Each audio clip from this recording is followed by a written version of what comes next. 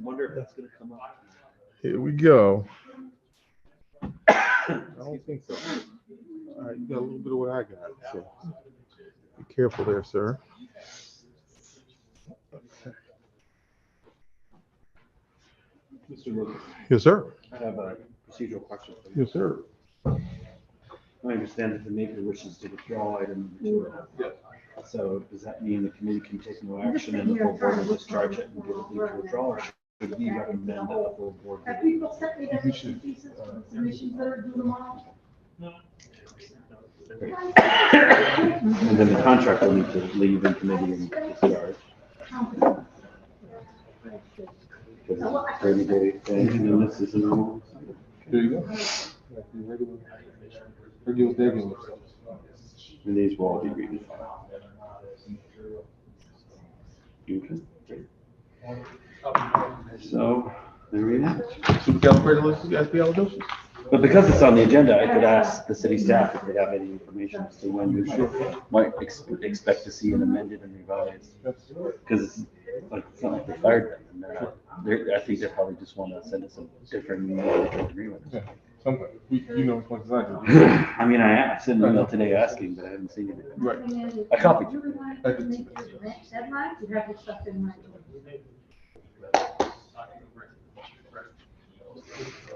Oop. Hello, sir. Mr. Singh, Alder Singh, are you our replacement alder on finance? Yes, sir. Wow. Awesome. You're taking the seat that Alder Winter used to occupy. Well, welcome to finance. You're joining a long line of Hill alders and former Hill alders on finance. Dave Reyes was on finance, of course. Kaiser, president. He's ready to start. Perez He's ready was to on start the finance meeting. forever. Need you just to hit start that webinar. Dolores was on finance. It's over. So now we have two from the Hill. Alder Rodriguez was until this time. Yeah. The Hill is strong on finance. Thank you very much. Yeah. So we will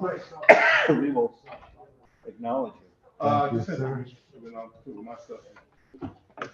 New territory. You'll do great.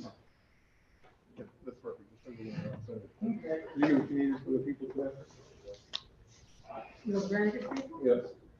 Of course, we're gonna. Don, do we know I'm somebody? gonna tell me anything. I'm gonna use what I have. We need to know about like, I mean, like alders? a training deck that you have. Oh, okay. That way we don't have to sit here and try to. We have a manual. Sal, you call this. I think I have it electronically. Okay, because that's basically, I'm just looking for that.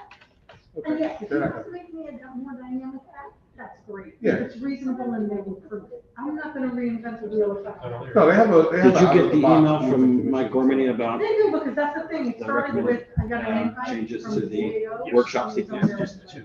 mailing list. Mhm. I made the change. About You made the a Board of change? Commissions webinar, and I went to it. And it was all about like how to properly Yeah. manage your time with your boards and commissions meetings. Are they not ending at their end times? I'm like, these things are supposed to actually happen. And their first meeting is on Monday, the 13th of March. So, yeah, so after that, it'd be like, if you want more information. And that will be Monthly meeting, Transition. opening So I just overview. want a copy of that, so I can kind of see like what we can take from there. and Unless I decide to change it in the public hearing. And it became this whole thing, and I'm like, whatever it takes to just. Because get then me the what I Thursday have. meeting that week has the Literally, first do you have stuff, like you a, know, like like a department training slide? workshops and then the first public hearing. That's all I really need. The rest is all like grading. 13th and the 16th, first 2 weeks. Gotcha. Okay. I have to look But at I it. also wanted to make sure we're not gonna exceed our number of like licenses or anything. Yeah, well, I mean, no, is the short answer. I mean, we already have, Okay. I don't know how many licenses we have, but we have plenty of people that have been signed up in the past that in theory are still there. And so we haven't hit our number yet. So, how many people want to be input?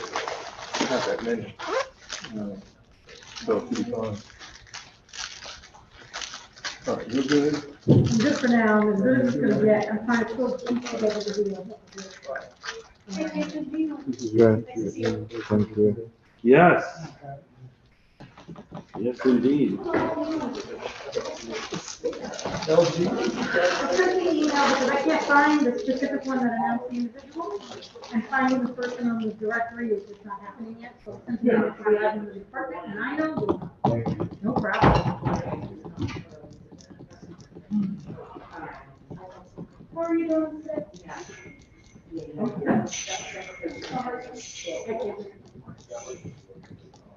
Mr. Gorman? Just thrilled to be here again. Alder Marshall. How are you, sir? How are you doing? Congratulations. Thank you very much. A little tired. Great game. He was a great game. Hello, how are you? I think both quarterbacks proved their worth. Oh, The absolutely. real deal, both of them. Absolutely. A little bit of a different outcome at the end, I wish. No, I mean, That you referring to the holding call? Yes. Chiefs would have taken the field goal, but then Hurt would have had more time to work. I don't think anybody's denying it. Yeah. It's just you didn't call it all game. Then it makes it worse at the end. Still a good game.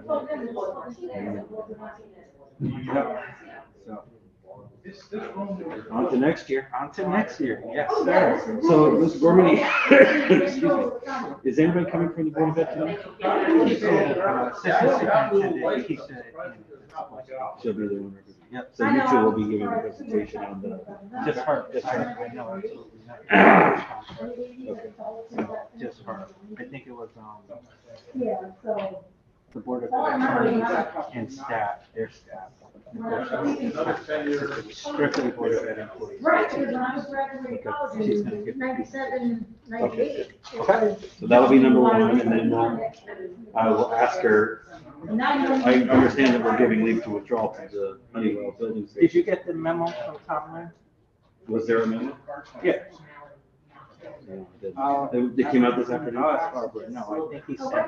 I sent an email this afternoon saying, can you tell me what's going to happen? Yeah. Because I assume they're going to send a different one. No. So for this year, the vendor hasn't done any work this year. But for this fiscal year, they're looking at the system. They figured out that they don't actually need the system for this year. They're still evaluating a lot of the maintenance and mechanics going forward. But for this fiscal year, the vendor hasn't performed any work. They don't really need it, so they're gonna, that's why they're just. They just don't, so they don't need the contract to be approved. Right, so they're looking at the scope of services and everything that the vendor actually provides, especially since they haven't done any work this year, and they're gonna look to see if there's gonna be any revision on scope or whatever going into next year. For this fiscal year, they're not anticipating needing the vendor. So they don't need the contract. So that would mean that they don't have a contract. They don't have a contract. The vendor hasn't performed any work either, so there's no payment, nothing that needs to be done. I'll make sure you get the memo from Tom Lynn. He told me he sent it, I don't know. I'll check it out with Barbara. Yeah, I saw a correspondence about it, but it was only like, Yeah, just saying that this is okay, but it should be given a withdrawal. There's no explanation for that. I'll check it. If not, we'll get it to you this week. Thank you. Yes, sir. I saw a red receipt, that was it. You didn't send it to me.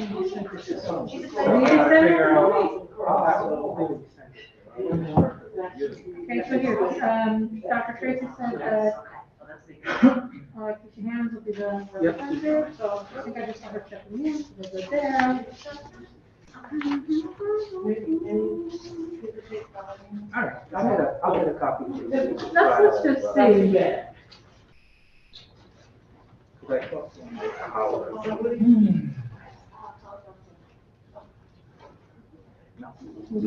And we still don't have the answer on the reason it was wrong. No, I got the reason. Okay. I He didn't told see me it. he sent it. Let me make sure he didn't send it. Oh, here we go, Friday. And it wasn't him, it was me. So I could have looked for him sideways, up and down, and sideways. Let's see, this is the finance agenda. Then present. Mr. Douglas. 11. Good evening. Good evening. I'm glad to see that we have a new member on the committee. Yes, indeed. I just found it. Alder Douglas. How are you, I'm doing well. Good to see you. Madam President? Hello. Dr. Singh? Hello, sir. How are you, brother? Good, brother.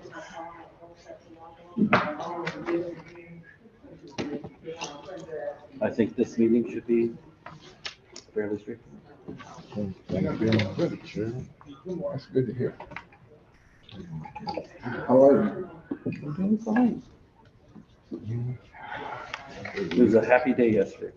Yeah. I'm from Missouri. Me too. York? We're talking about the middle, you know, first half. I'm like, oh no. Yeah, you can't count people out. Oh no. Especially not that guy. He's the real deal. Good evening, ladies and gentlemen. It is 6 o'clock and we're going to begin shortly. We're just awaiting a couple of colleagues to arrive and then we'll begin. I see that everyone is following the rules which stipulate that the wearing of masks is required in these chambers. It looks like everybody's doing that. So we thank you for your compliance and we'll begin momentarily. Thank you.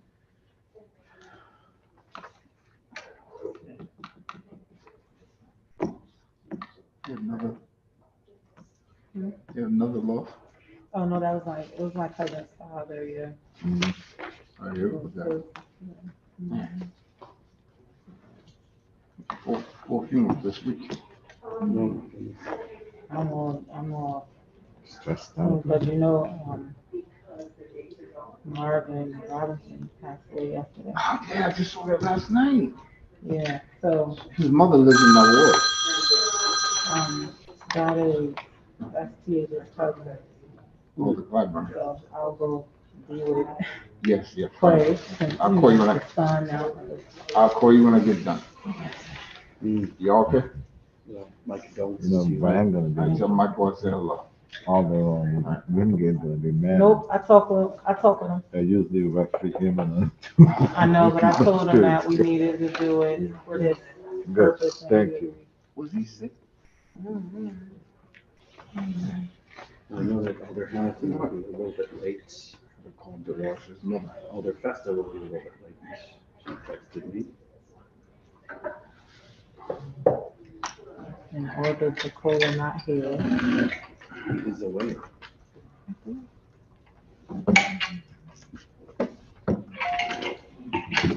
Well, we'll give it a couple minutes and then we'll start with the notes. The first one would probably be the church. That's, I think, what we'll do. All right, we're gonna start at 6:05, so we got a minute. I rented a car the other day Now, because my car's turn that on and parked in give front you of a the house. quarter and away. 2 burglaries Away that you night. go. Saturday morning, get up, cops are out there. Somebody smashed the window. Tried to steal the car. A rental car? Hyundai. Hmm. And down the street, they tried to take a key. Yeah, there's 2 cars. My Yeah. 2 fear. cars, 2 easy cars. Yeah, no, my fear if I go to sleep, I got 2 cars, the catalytic converter. That's my Here's the thing, worry. they're posting on social media how to steal these cars. Social I media gotta get over here and start some this. responsibility, you know? Okay, that's started.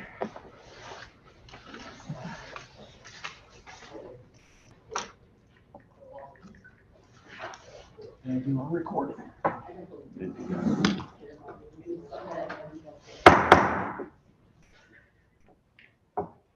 Good evening. Welcome to the meeting of the Finance Committee. We will begin this evening by reading the meeting notice. Aldermanic Notice, New Haven. The Finance Committee will hold a public hearing on Monday, February 13th, 2023, 6 o'clock p.m. in the Aldermanic Chambers, 165 Church Street, New Haven, to hear the following. Number 1, LM 2022-0579. Order of the New Haven Board of Alders authorizing the execution of the collective bargaining agreement between the New Haven Board of Education and the New Haven Federation of Teachers, Local 933, AFL-CIO, July 1st, 2023 to June 30th, 2026.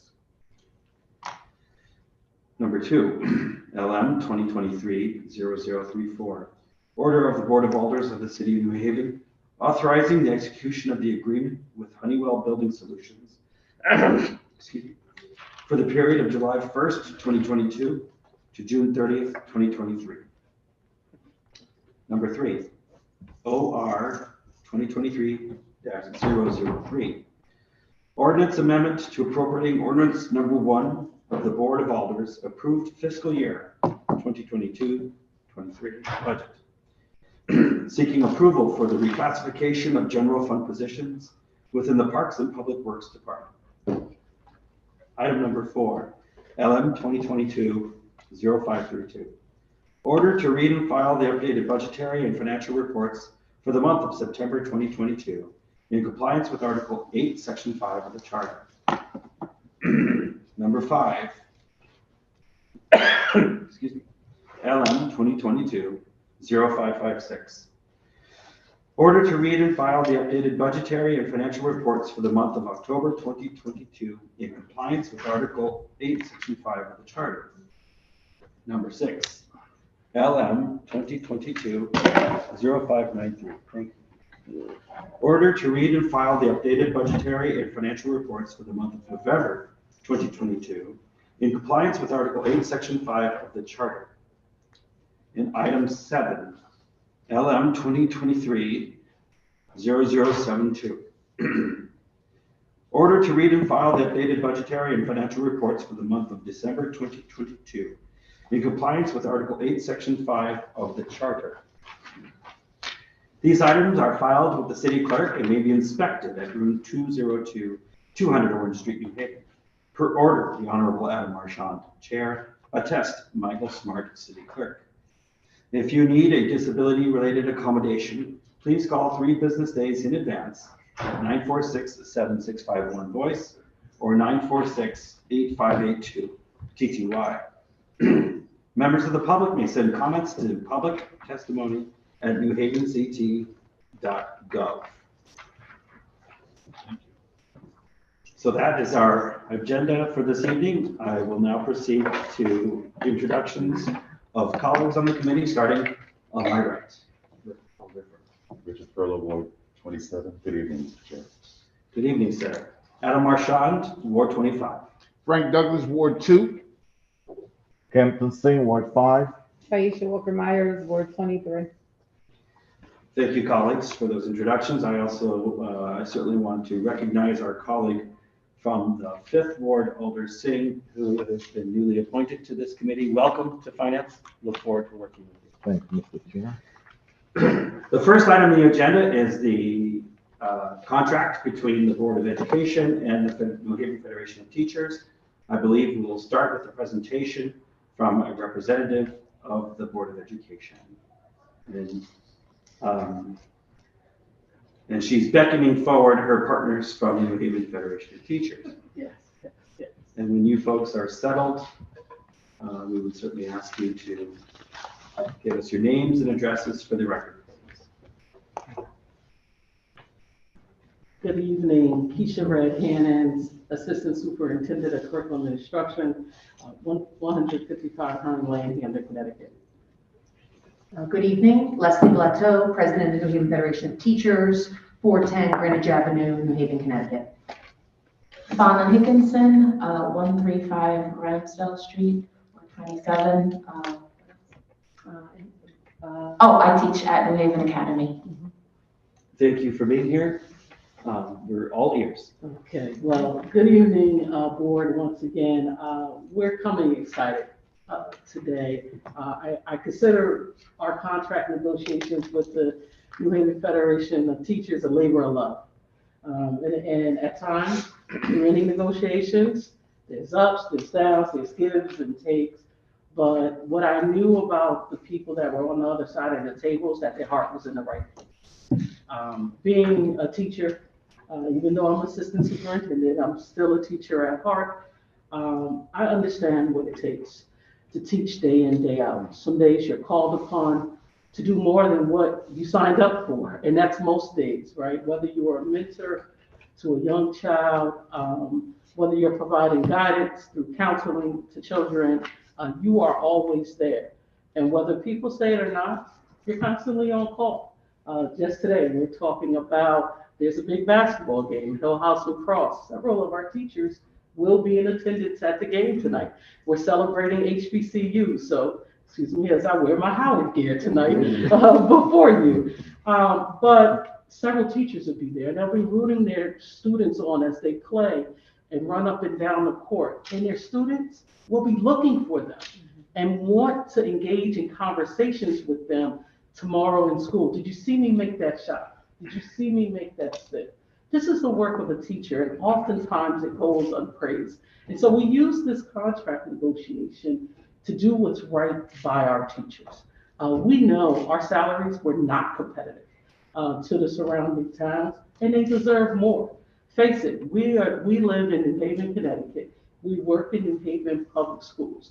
Our challenges that our students face are far more pressing than a lot of challenges other students face in other areas. And so when we sat down to negotiate, we knew we needed to make our teacher salaries competitive across the board. And that's what we were able to accomplish. We're excited about what we can do now. We're going to be coming to you just like we lobbied at the state 2 weeks ago to pass HB 5003. And because we need to, of course, pay for our teacher raises, but we know everyone knows they deserve more than what they were getting. As a result, we hope this helps us close the gap with our teacher shortage. This is an investment that is well deserved. So we come before you, I'll let you know that the cost of the contract is about $20.1 million over 3 years.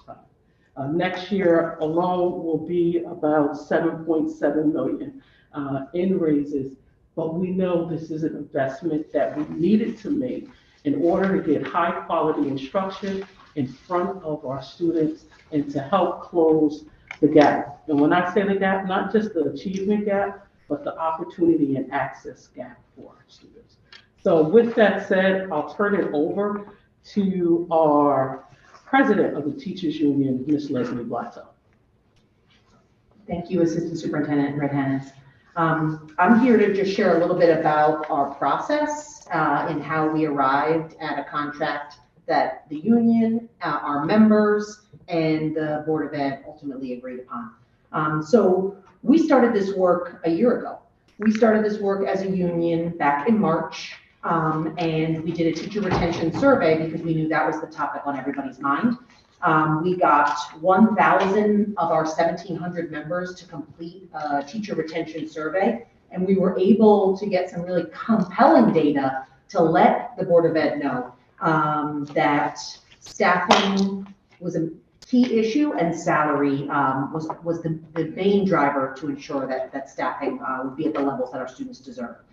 We created contract working groups where we had rank and file members come together the months of March and April, and ultimately landed on our 10-person negotiating team and met throughout the summer, having additional department level surveys to guide our work. So we arrived ready to negotiate in August with the board and to advocate for the resources and the staffing that we know our schools and our students deserve. Our two main issues, everything that we were asking for, were around working conditions and around teacher retention. And we were focused on working conditions because we know our working conditions are our students' learning conditions. So anything that we're asking for our working conditions would benefit students. And we were focused on teacher retention because we know the disruptions that can be caused by resignations and early retirements. Those disruptions interfere with student learning and they interfere with school culture and school climate. So that was our process, and the outcomes we were happy with. And to Keisha's point, there were ups and downs throughout the process, but ultimately there was a belief that we were going to get to the other side in a way that was going to be beneficial to our schools and our students. So we're excited about the raises to make New Haven competitive. At the last year of the contract, our first year teachers will finally be making over $50,000. This is not a job that you can just get straight out of high school. This is not an entry-level position. This is a position that requires intense training and has a lot of stress and expectations associated with it. And Fauna Hickinson, who is one of our NHSC delegates and a teacher at New Haven Academy, she and I had to have conversations throughout the year, and I invited her here to share her experiences with sort of the before and the after of the contract, because I think her experiences are relevant to this body. Yeah. Before you speak, we're going to pause just for a moment so that I can recognize two colleagues who have arrived. Alder Santiago, thank you for being here, and Alder Festa. Thank you, sir. Thanks. Okay, hi, good evening. My name is Fauna Hickinson, and this is my 10th year living and teaching in New Haven. I am gonna read a statement that I prepared, not as eloquent as y'all folks. So I want to start by saying that I love school, I really do, and teaching is the only full-time job that I've ever had. Unfortunately, it's not the only job that I've had, because without leadership that fights for fair salaries, teachers are forced to work multiple jobs and or put off major life purchases to make ends meet. I've worked as a library assistant, at a jewelry counter, and as a tutor. I've braided hair on the beach in the summer, and I've worked at sleepaway camps. I enjoyed those jobs, but that is not the point. Often we are told that teaching is a calling, so we shouldn't focus on the money. But I'm here today to talk about the money and about the livelihoods of the professionals who care for, mentor, and educate our children. So I teach College Bound Seminar, and every year, one, sometimes two, if we're lucky, of the juniors or seniors express interest in pursuing education. So I get very excited every time. That means that they love school too. But I really want to know that when we're researching pathways to teacher certification together, when we look at undergrad programs, when we look at graduate schools that have their specialty, I want to know that I am inviting them into a career that is fulfilling and also sustainable. I want them to be teachers who are appreciated and also compensated. I want them to be rewarded for their interest in bettering our community and the lives of those in it. And I really want them to view teaching as their first option and as their best option. I am extremely grateful to our current leadership for fighting for teachers to get compensated in what is an essential and extremely impactful profession. And I'm excited that we might be able to keep that momentum going here. Lastly, I want to get a little bit personal and talk about being a Black first-generation student. I recently bought a house, and I am excited, and I will be excited for a very long time.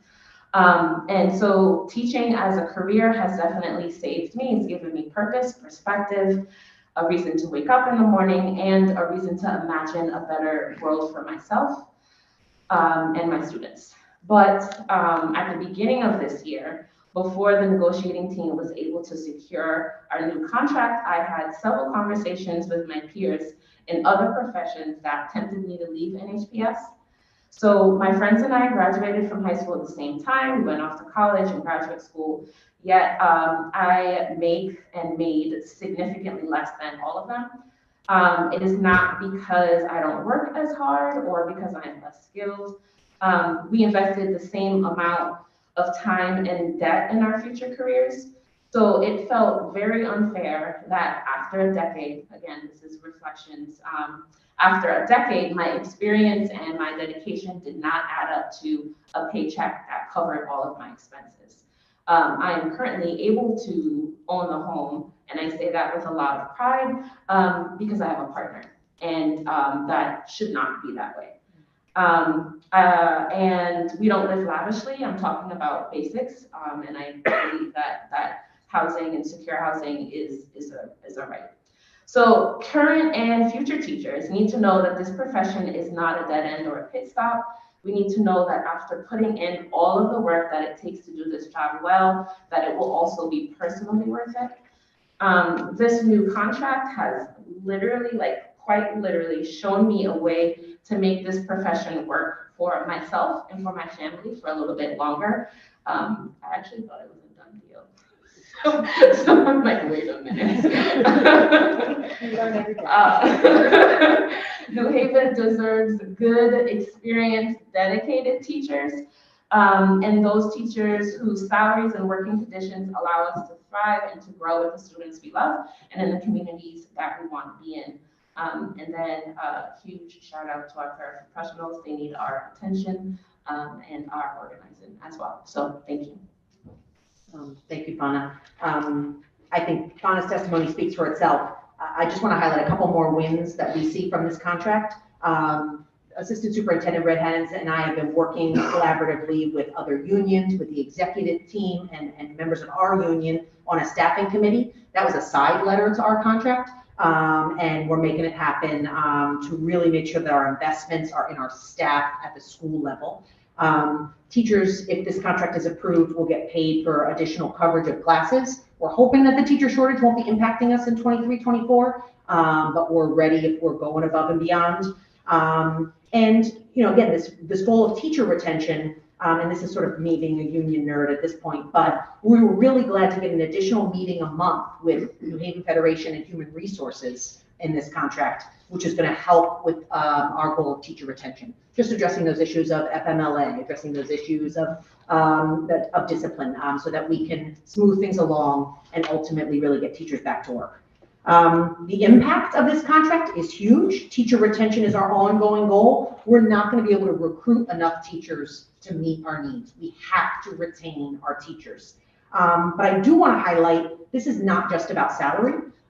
This is also about working conditions. And we're committed to continue our work, organizing our members, listening to concerns so that we can improve and address working conditions. And we are also committed, as Keisha and I demonstrated, to fight at the state level for the funding that we know New Haven deserves. We were up at that public hearing 2 weeks ago, and we'll be back again when the Appropriations Committee meets again. I think it's February 23rd. So, you know, you have our commitment to fight at the state level for the funding that will help with this contract. Finally, I would just like to add, one of the things we wanted to accomplish as well, besides the salary increases, was around professional learning. And we were able to add in an extra staff meeting every month, working in collaboration with the teachers union. And that's critically important as we introduce new curriculum in our district, that we have the time to work professionally, to train our teachers, provide the PD and collaborative work time for them also to improve upon their craft. And so I also want to underscore, this wasn't just about money, but it was also about doing what's right for students. With that, we'll open up the questions. Thank you very much for your presentations. And before we take questions from committee members, I would like to recognize our colleague, Alden Morrison, who has joined us. Okay, colleagues, the queue is open for questions about this agreement. No question. Alder Douglas. Thank you, Mr. Chair. Just curious, is there anything in the contract protecting teachers' aides, assistant teachers? So we are actually in negotiations now with the paraprofessionals. So we'll be coming before you at some point in the next few months again, but that's where the paraprofessional teachers' aides come into play. So they have their. Thank you very much. Thank you, Mr. Chair. Thank you, Alder Douglas. Alder Furlow. Thank you, Mr. Chair. Good evening. Thank you for your presentation. Very passionate, very well received. Welcome to Westfield. Yeah. Indeed. Without getting into the numbers, and I don't know that I'll speak about the numbers just yet. I'll probably leave that for our chair to go through. He's much better at that than I am. But I'm just wondering, every school has a set hour for the teachers to go in, and I guess they vary from school to school. Is there anything in the contract that provides, anything in the contract that provides overtime for teachers? So for example, I'm out at Morris Sheridan frequently. School buses and cars speeding by. And I know that they're not always able to have a teacher pass the dismissal time because I guess something in the contract. So the principal or the assistant principal is the one that usually has to do the dismissals. Is there anything in this contract that would allow teachers to have that kind of overtime? So we have not extended the teachers' work hours. However, in some schools, principals have paid teachers to stay extended hours, let's say to help with dismissal or to work with students. So there's a pot of funding that they may have for part-time, that teachers are able to work part-time in order to be compensated for working the other hours. Okay, that makes sense. And you may not have this answer immediately, and if not, then I will just request it through our chair. It's good to see an increase with the salary for teachers. Maybe it's good. We'll have to see what these numbers look like. And so let me put that out there first. But we have a teacher shortage. I'm wondering, with this increase, what is the expectation to draw teachers from our greater New Haven area to teach? What would that campaign look like?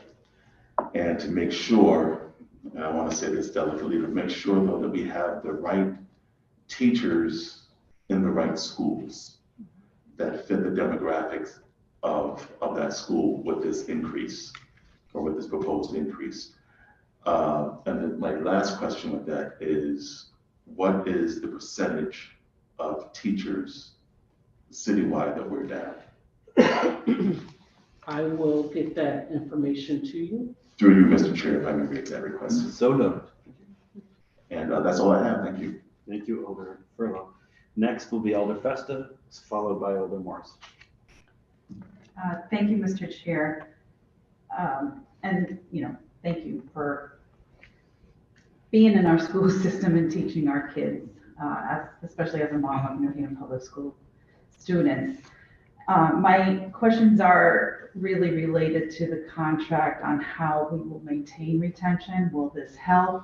And how do we compare to other towns and cities regarding the salary differences?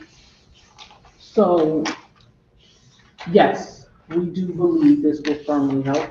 It puts us in a competitive nature. If you look at the increase, we put a bump on year one to close the gap. So it was purposeful that we put that structure into play. We're comparable with the surrounding towns.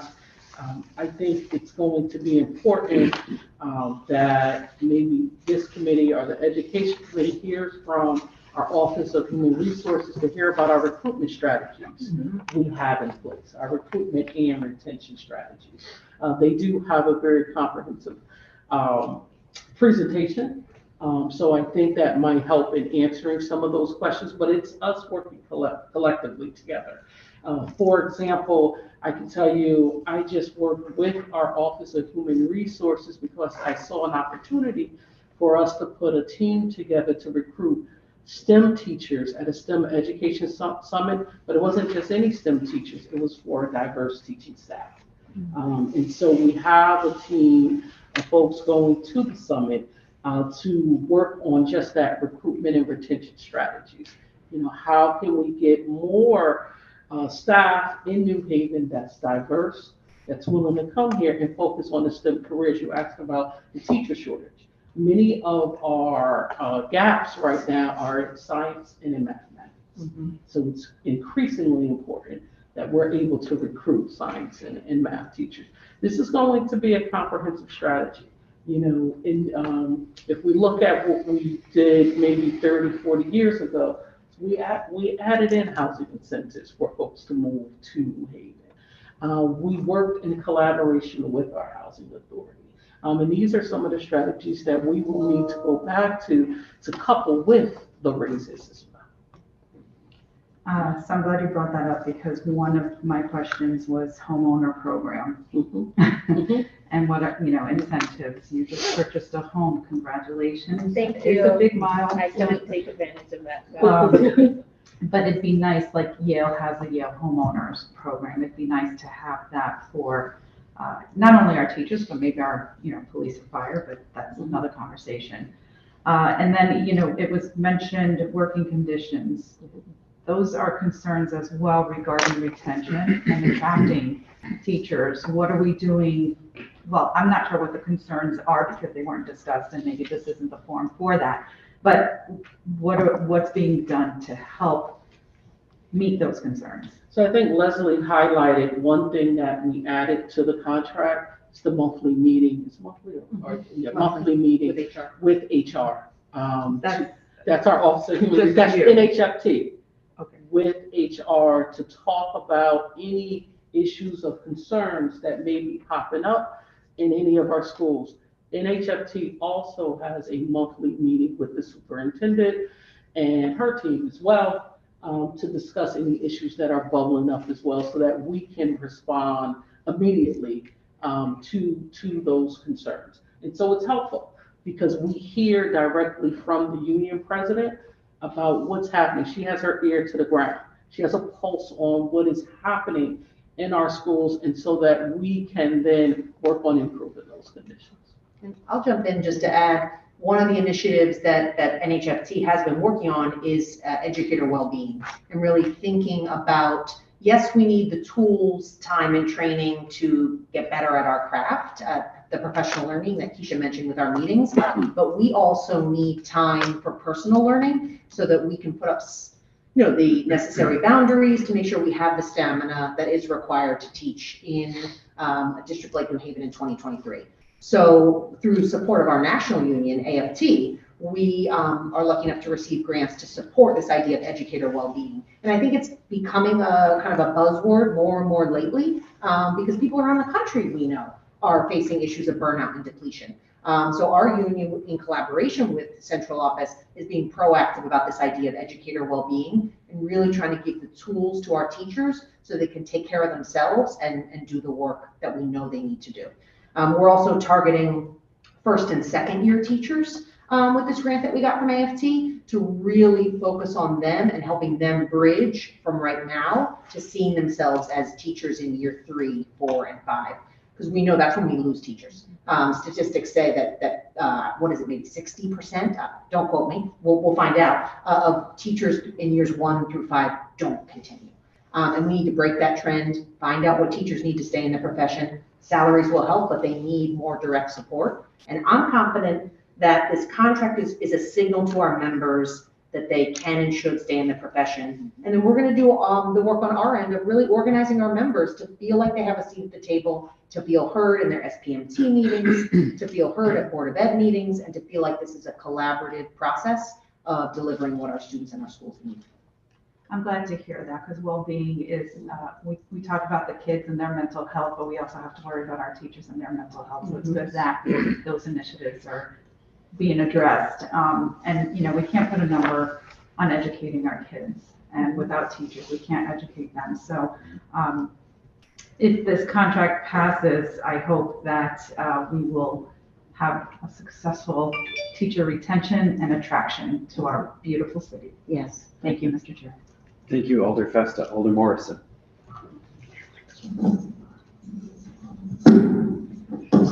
Thank you. This question again in regards to recruitment. So I'm born and raised in public schools, and I later learned as an adult that all my teachers, because all my teachers lived in my community, and all my teachers looked like me, and I just thought that's how it was. I didn't realize that there was an intentional effort to make sure that happened, that there was intentional recruitment with the HBCUs in the South to make sure that we brought teachers that looked like me. There were intentional efforts with, in Puerto Rico to bring teachers that, are the same. And so now that we have this contract coming up and it looks good and everyone sounds really excited about it, and you're more competitive now, are there plans to do that same type of recruitment, retention, of course, but also that same type of recruitment? Because I'm telling you, it makes a world of difference when, you have those teachers that live in your community. I've gotten in trouble and thought I couldn't go home and take the phone off the hook. I come in the door, my teacher's sitting at the table with my mother eating chicken. I'm like, this is not supposed to go like this, but that was the best type of care because it was whatever was going on home, same thing with the schools and the teachers and those relationships. So I just wanted to know if this passes, do you guys have that plan to do some intentional recruitment to ensure that we have teachers that understand all the various cultures of the student population that we have here? I can tell you our recruitment specialist and human resources, Ms. Sarah Diggs, has met with several people in the organization to put together a recruitment strategy and recruitment plan. She's already held a few recruitment events. NHPS will hold a recruitment fair as well. But I think the best thing to do is to get them in front of you to give you the exact dates, times, what they're doing, all of the events. They are traveling. There is a plan to travel south as well as Puerto Rico as well to recruit teachers. I'll jump in quickly to say, one of the things that we did put on the table that didn't make it through, and we'll bring it back in 2025, is a residency incentive for New Haven residents who are teachers.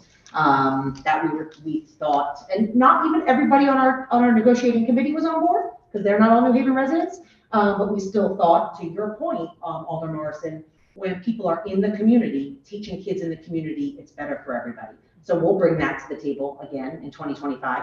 But then also, and I think Fauna hit at this, is we need our current NHPS students to think about becoming teachers. And there's an organization, Educators Rising, that I've been in touch with that organization and with Sarah Diggs, who Keisha mentioned, and that is working to build the pipeline of current high school students to come into the profession. That's going to be huge, and that's part of why I'm a union leader and why I fight for fair contracts.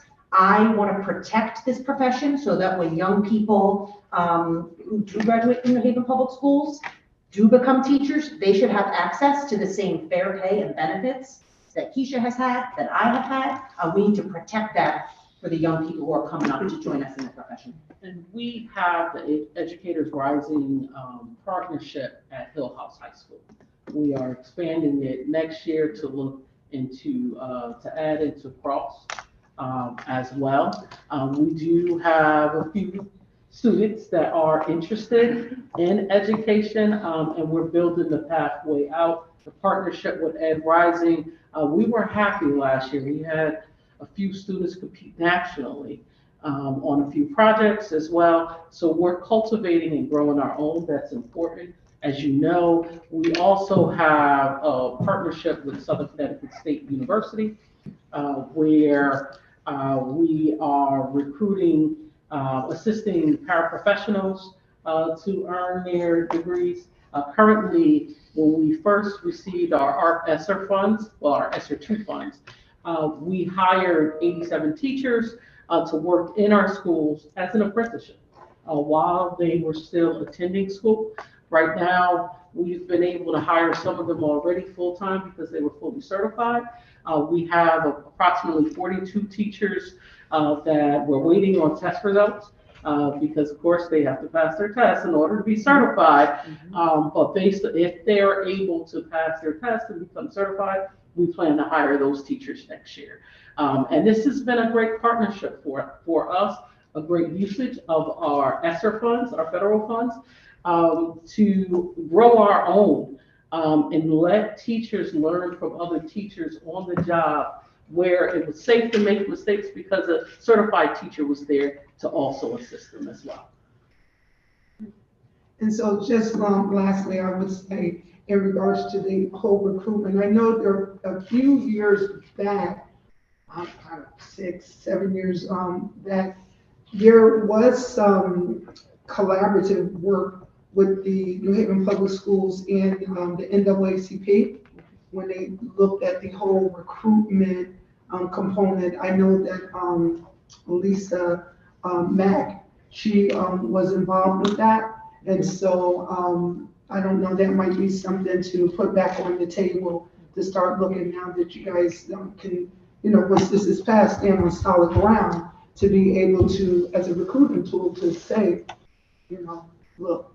But I also love that plan in regards to our own, recruiting and making sure that they receive the benefits, because again, it goes back to the community and understanding the community and understanding the young people that you're working with. So thank you, Mr. Chair. Thank you, Alder Morrison. Alder Walker-Myers, did you have a question? Mr. Chair, she answered my question and when she was speaking. Okay. Yeah, thank you. Very efficient. Alder Douglas. Thank you, Mr. Chair. So we're talking about new teachers, bringing in new teachers and retaining teachers we have. Talks about, I'm retired, so I want to hear a little bit about retirement. What do you have in the contract that sounds good to make some more seasoned teachers retire?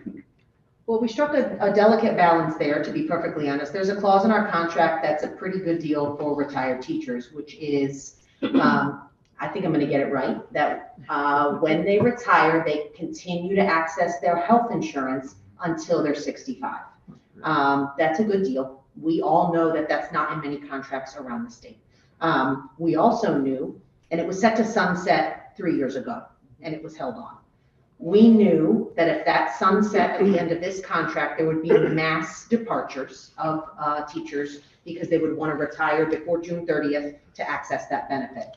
So we brokered a deal with the Board of Ed and extended it 2 more years so that we could continue to do the recruitment and fill some of the vacancies, not have a complete mass exodus in 2023. And so we have 2 years now. It is going to sunset in 2025.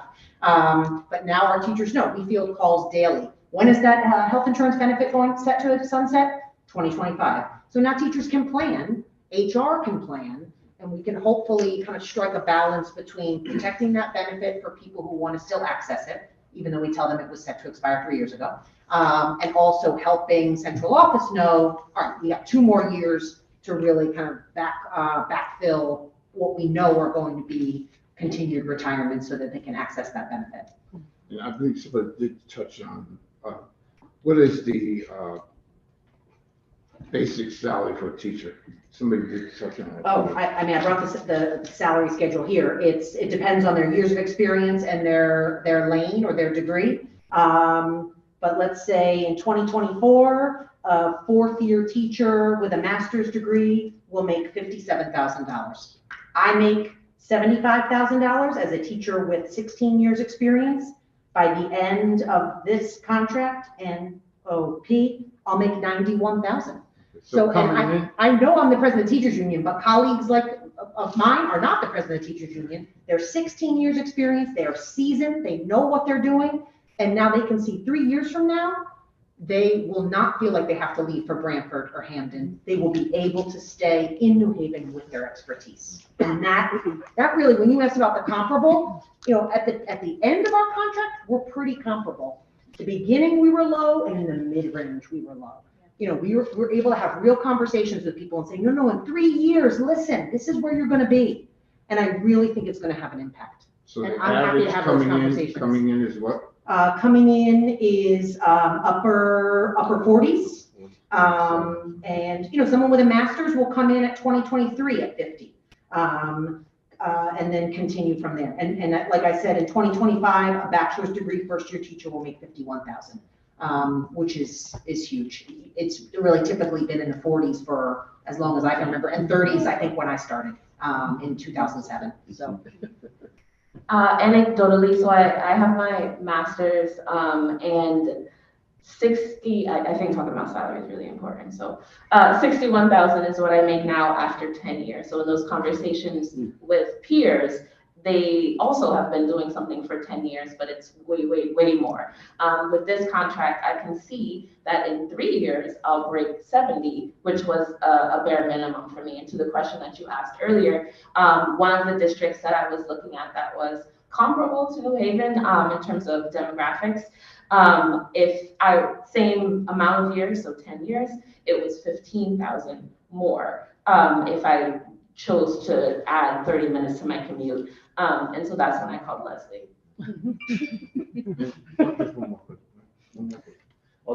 And you did say, how many members do you have in the union? About 1,750. 1,700? All right, thank you, Mr. Chair.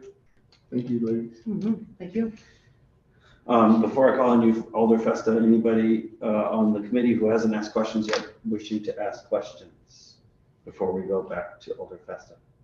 Mine was answered by her about the Southern Connecticut, because when we built that school, strong school, that was one of the reasons they sold it to us. The students will be learning there, and we'll be staying here. And I didn't hear nothing until you said it, so I have a note here, so that's all. And you said it was 42? So we have 42 teachers spread throughout the district, but the program that you're mentioning, the Learning Lab at Barack Obama School. Yes, so we have several school psychologists, social workers, and classroom teachers performing their field hours, their field experience hours at Barack Obama. So that was part of the partnership, and that is occurring. And actually, following that one, is this being successful? Are they staying in New Haven or? I would have to get the numbers. I'll look into the numbers to find out. Yeah, thank you. You'd like to make that request, To you. Mr. Chair? Yes, sir. So noted. Thank you. Alder Festa, back to you. Thank you, Mr. Chair. Just regarding the masters, does that also include the 6th year? That's a separate lane. That's a separate. So there's a bachelor's, master's, 6th year, and doctorate, 4 different lanes. And we have all of the above, and they're included in this contract? Yep. Salary increases for all. Okay, and the 6th year then would get an increase in more than whatever the masters, et cetera. Okay, thanks for the clarification. Thank you, Alder Festa. Seeing no questions, I'm going to ask a couple of questions. First of all, I just want to thank the 3 of you for being here. And I think one of the things I'm taking from your presentation is the value placed on partnership between the district and the union that represents the teachers. I think that's tremendously important. Employers benefit from working closely with an organization that does the work of talking to the members and organizing the members. It's just a value add that you wouldn't get from a workforce without a union. So I think it's a very strong thing that the district is doing. And I understand that, I think having additional labor management meetings, that's kind of what we call them in my workplace, or strategic meetings between leadership of the board and leadership of the union, I think can yield real results if the parties are committed to frank discussions. But having said that, I just want to make sure that I'm understanding everything. And the thing that I'm noticing here, there's a very strong narrative about the pay rates, understandably so. Teacher retention and working conditions pay massively affects those things. But the documents we had didn't describe any other changes to the contracts. You've mentioned a few, which is good, but I didn't see anything in our paperwork about any work rule changes, any changes to retirement medical premiums that also have budgetary impacts. That's kind of our lane here. So I'm wondering if there's any more information you want to share with us about other changes to your contract, particularly those that could have financial impact. I think Leslie mentioned earlier around teacher coverage of classes. So the contract is such that every teacher is entitled to a planning period every day, well, five a week, we put it that way. So if a teacher is called upon to cover a class during their planning period, we are now paying them to do such. We did not do that previously. And the pay rate is 45, right? 42, okay, $42 an hour. We felt it was only fair, it was only right to do that if we asked upon them to cover classes. And they've had to cover classes more since COVID arrived. And so that was something that bubbled up in the contract. I'm trying to look there. I don't think there was anything else monetary other than what the raises, but that was the other. Some changes to healthcare costs, but I think we're still awaiting some specifics on what, we know the percentage increases, but we don't know what the actual cost of the healthcare plans are. Our vice president is more expert on healthcare than myself, I will say. And then to the retiree benefits, after that 100% coverage expires, it will be 50% until they're 65 or eligible for Medicare. Some changes to co-pays. I think, by and large, those are the main changes. So in terms of the medical coverage, you're just seeing increases in the percentage of the premium that you're paying, from like 16 to 18% or something like that? Exactly. For the different kinds of plans that are available to you. Yep, access to the 4 plans for those who are currently on them remain the same. How about new hires? What do they New hires are just the high deductible health plan HSA. But we're keeping percentages relatively low for that, which was part of the give and take. Okay. Thank you for that information. Okay, so my understanding based on the information we have before us is that the starting aggregate amount of money that the Board of Ed pays its teachers, budgets for paying for its teachers, because obviously there's vacancies and all of that, is $129,671,057. This agreement would add, over the course of 3 years, $20,125,636, or not quite 15%. Yes. But that's just based on the raises. Yes. There may be other things that would eke it up a bit. Yes. Certainly like paying people for staying Okay. late. It's true, we don't know what's going to go with medical, but the trend seems to be that it's going to be increasing again. By 6 to 8%, which is historically what it has done for many, many years. And so when we think about budgets, we have to build those in as well. Okay, well, I think one thing we'll just send back with you is an expectation that we'll have a little bit more projections when you come back to us. March 30th. In March to talk about your budget proposal for next year. Can I add one thing? I think we were intentional in the way we presented our proposed salary schedule to front load the raises in year 1, because I believe there's still grant money on the table year 1 to help balance some of that. So not only was it going to be a win for teachers, like, no, a bigger raise is coming next year, but then also let's put some of that grant money towards that raises to shelter soften the blow, I think is what one of our goals was. We were trying to be realistic fiscally. We do see some special fund dollars committed towards these raises, so that would be probably what you're referring to in those grants. Most in year 1, but still some in years 2 and 3. And it is true, the numbers are the biggest in the first year, which makes sense if you want to take everybody up from where they are. Now, these are aggregate numbers that just talk about the overall kind of average increase. But I assume that you have a step system where people get raises that are part of it's an across the board increase everybody gets, and part of it is a step increase because you've moved up a year. Exactly. And so what any one person would get would depend on where they are in the structure. Yep. So it says 5.94% is the average increase, but that's not what each person's going. No, in fact, I want to raise, because this was something that was, I didn't share that 1,000 people voted to ratify our contract, and I think 30 voted no. So there was overwhelming support from our union to ratify this contract.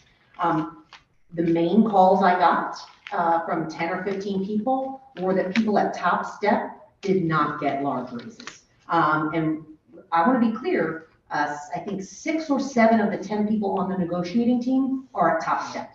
So this wasn't us looking out for ourselves. This was us. A union is about looking ahead, not just protecting the interests of the people who are already at the top, but really trying to build so that we're investing in the FANAs and others for the future.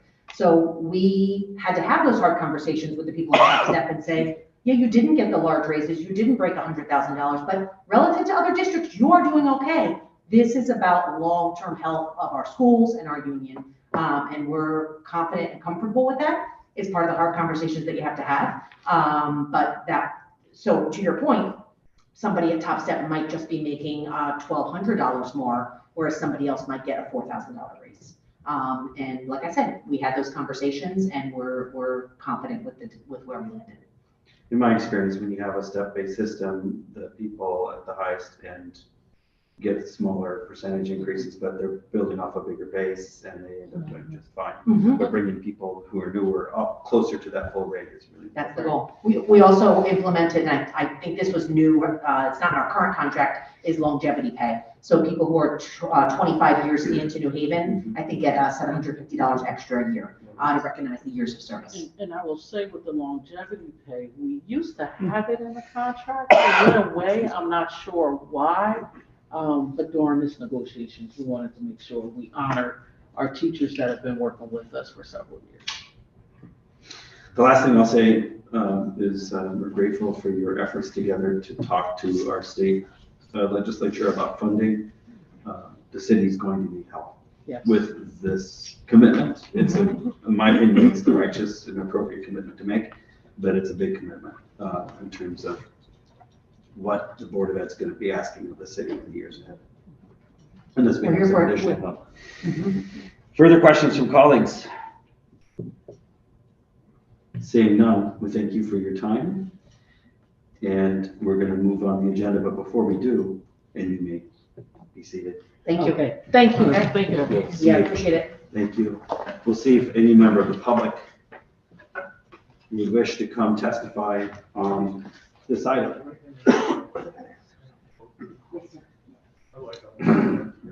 Is there any member of the public who wishes to come testify on item 1, the tentative agreement, the agreement between the Board of Ed and the New Haven Federation of Teachers? And for a third time, any member of the public who wishes to testify on this item? Seeing none, we're going to move forward in our agenda. And I'm going to note that we have a request from the maker of item 2, that this item be withdrawn. Thank you. And so we are not going to hear item 2 this evening because the maker is seeking leave to withdraw that item. And so during our deliberations, we will recommend that. So now we're going to move to item 3, which is a proposed reclassification of a position in Parks and Public Works. And colleagues, while our public servants are coming forward, let me just say that I have made inquiries to understand more about item 2. If, for example, we should expect to see some other item submitted later in its place. But it sounds like, thank you very much. I probably will cough no matter how much water you bring me, but I'm very grateful that you're bringing it. We'll get more information about the service that that contract is supposed to cover, but that's not going to be covered by that company anymore. So more on that later. Item number 3, names and addresses for the record.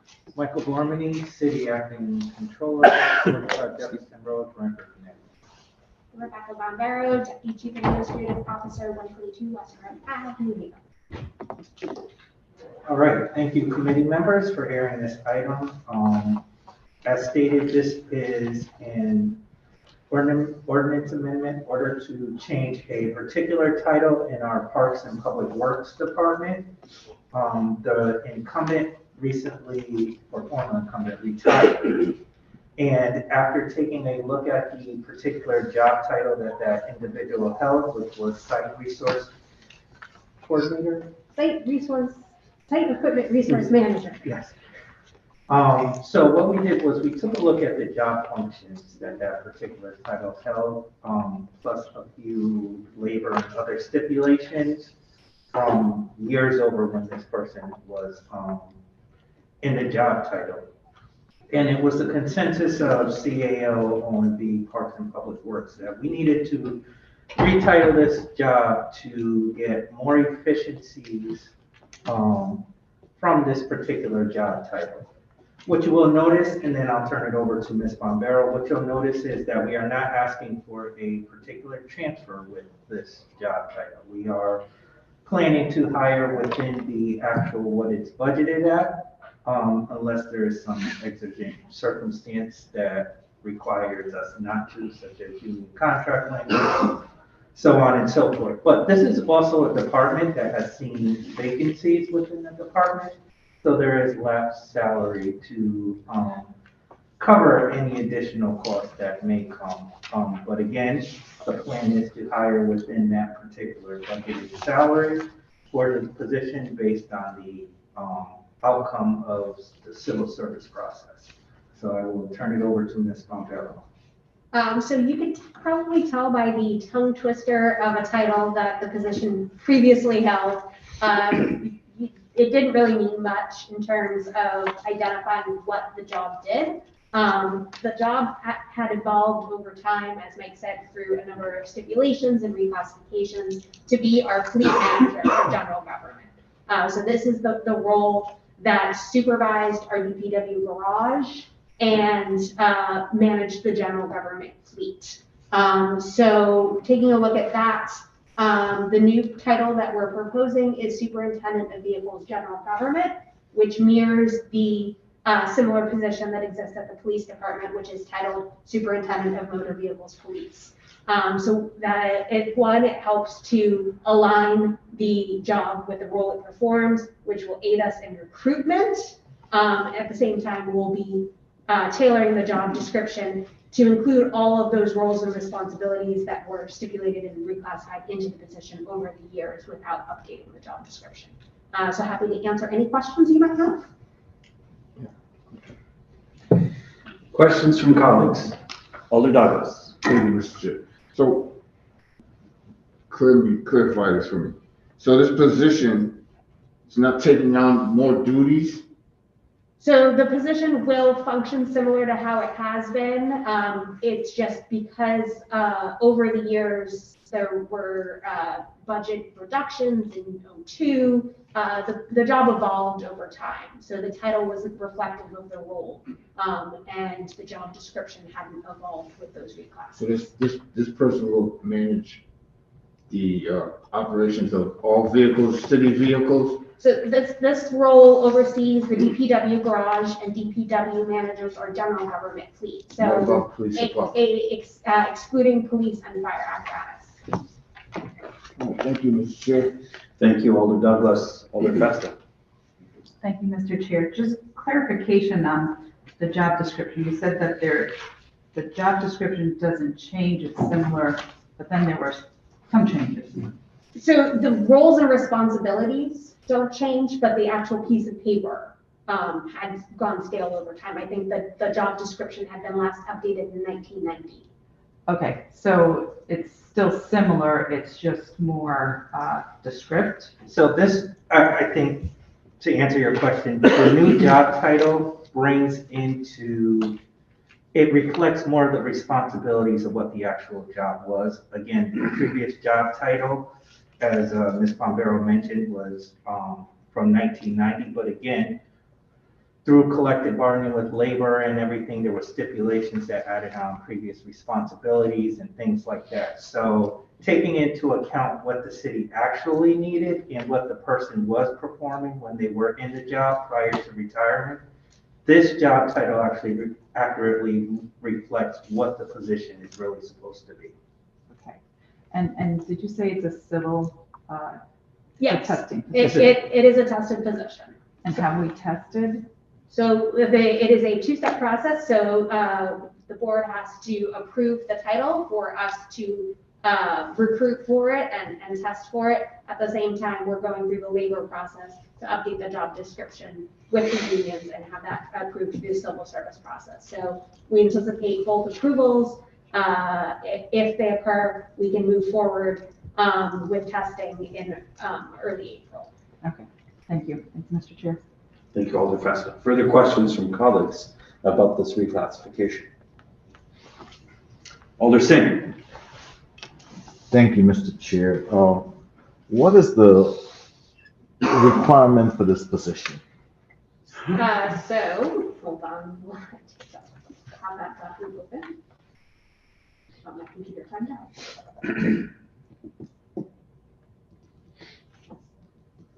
It's logging in, I apologize. Let's make refreshes his, so he doesn't get logged in. So general experience in fleet operations, so somebody with a knowledge and expertise as it relates to vehicles, vehicle maintenance and repairs, computer acumen in terms of tracking vehicle jackets, which are maintenance logs, maintaining our inventory. So what plate is assigned to what vehicle, what's the accident history. So computer knowledge and some supervisory experience because this person has a number of direct reports. Follow up, Mr. Chair. Yes. Vehicles has been changing now to EV and so forth. Fleet has been changing. Are you planning in this budget, in this classification for training for that person if he does not have that experience? So as you mentioned, it is an evolving field. It is important to get somebody with a baseline understanding of that changing field, but to continue to train and equip them with the knowledge to move forward as the industry moves forward. Thank you, Mr. Chair. Thank you, Alder Singh. Further questions from colleagues?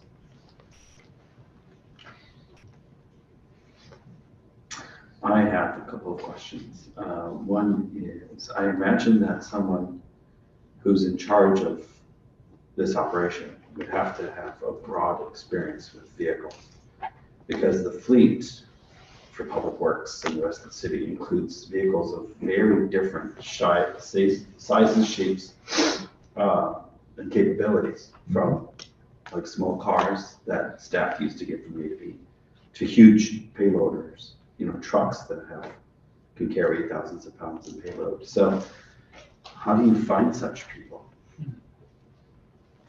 It is a limited applicant field, but again, the mechanics themselves need to have the in-depth knowledge of the operations of those vehicles. The supervisor of them needs to have a general knowledge and understanding and ability to supervise those mechanics. So you're saying that there are mechanics in the group, that the supervisors who have different areas of specialization, such as trucks, vans, minivans.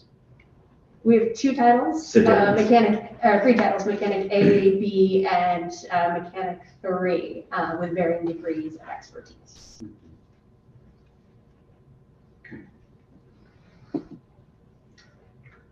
So you feel like the current title, which is out of date, is making it difficult to recruit?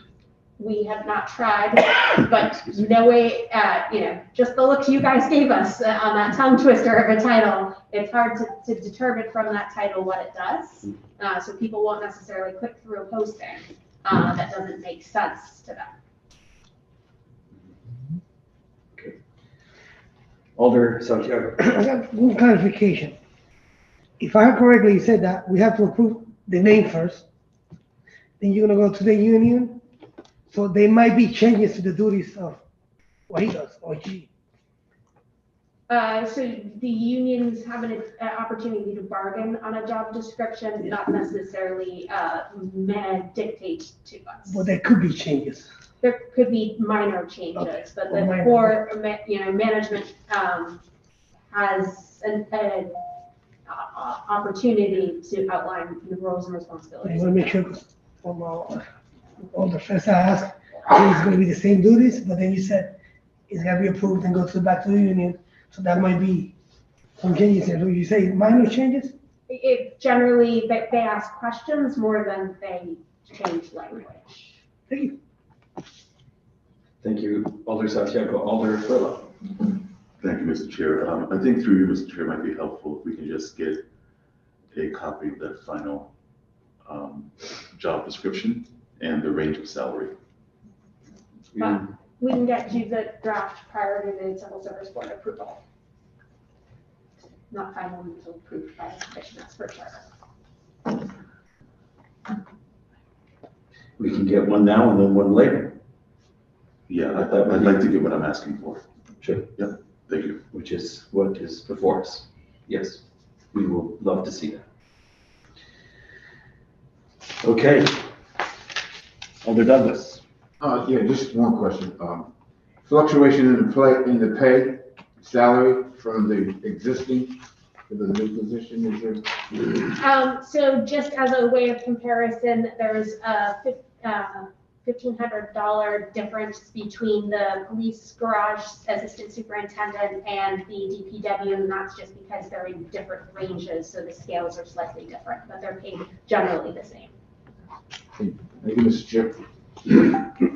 Further questions from colleagues about this proposed reclassification? Further questions from colleagues? We thank you for your time. And we'll ask for public testimony. And if we hear none, we'll move on to the next item. Don't leave just yet in case we get questions from the public that we need your expert answers of. Would any member of the public wish to testify on this item, the proposed reclassification of the position we were just discussing? For a second time, would any member of the public wish to testify on this item, item number 3? And for a third time, would any member of the public wish to testify on this item? Seeing none, we're going to move forward in our agenda to the monthly financial reports featuring our acting comptroller. I see that we have paper to hand out, so let's just take a moment to do that before you begin, sir.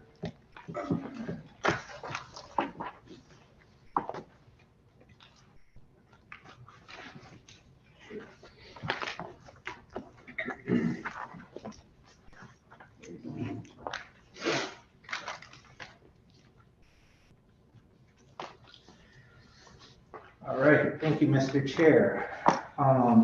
We are going to go through the agenda, if that's all right with you, right to the most recent monthly, which is the as of December 31st of 2022. So what I'm gonna do is I'm gonna do sort of twofold and kind of just talk in general about some of the monthly items, but then I also have a printout of the major sections of the monthly to kind of go through as an overview, which primarily deal with our general fund from a revenue and expense standpoint, our workers' comp fund, and our medical fund, which is the packet that you have before you. So I will start off with, as of the month of December of 2022, we are projecting a small surplus of $474,000 when you compare revenues to expenses as of December of 2022.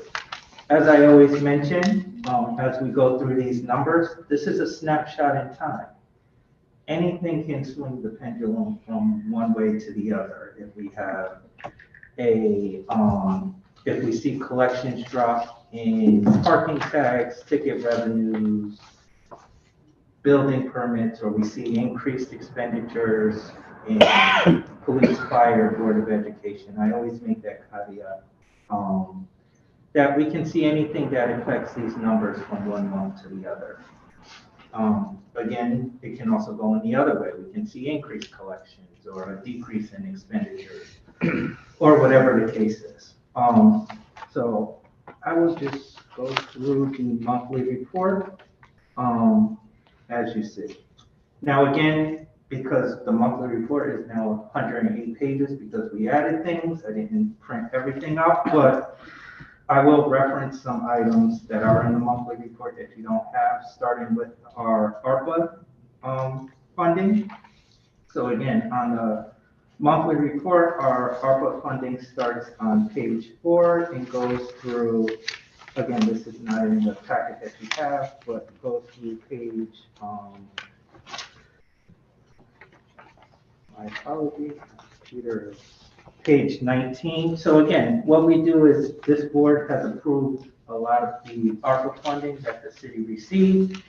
We currently have a balance of about $13.7 million in ARPA funding available. And then the board has the pending $3 million request from the mayor's office. So again, if that were approved, we would have about $10.7 million available in ARPA funding. What the monthly report shows is a snapshot on a project-by-project basis, which again is why it spans from page 4 to 19, because what we want to do is be transparent and show what we've spent in each project thus far. So one of the things, unlike the monthly report, is when we do print the ARPA funding in the monthly report, that is actually as of that day we printed the monthly report. So that is not a month behind, such as some of the general fund and other figures in the monthly report. That is actually current as of the date we printed it. Again, we do go into a few other major funds that we did receive, such as the CARES Act as well, which we also used the same concept. So going into the general fund, which is a major component of ours,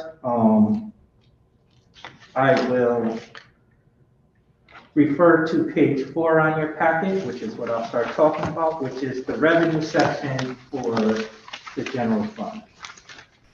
So slightly going through section by section, the first section of our revenue are taxes. Again, that's what makes up a bulk of the city's revenue, almost 50% of taxes. So we are projecting about $1.3 million over budget related to taxes. That's when you add up all the categories, our current tax revenue plus our delinquents that we're seeing for the year. Moving on to page 5, which is really state grants. We are projecting to be over budget about $1.7 million in state grants. That's because we did receive additional revenue from the municipal revenue sharing fund. That is actually not guaranteed revenue. There are caveats, which is based on the state's revenue from the previous fiscal year.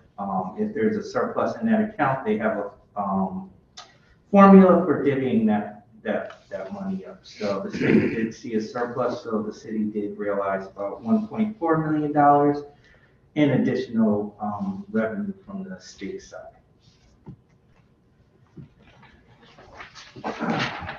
Moving on to page 6, which is our license permits and fees. So just talking about 2 of our main revenue sources here, which are traffic and parking meter receipts.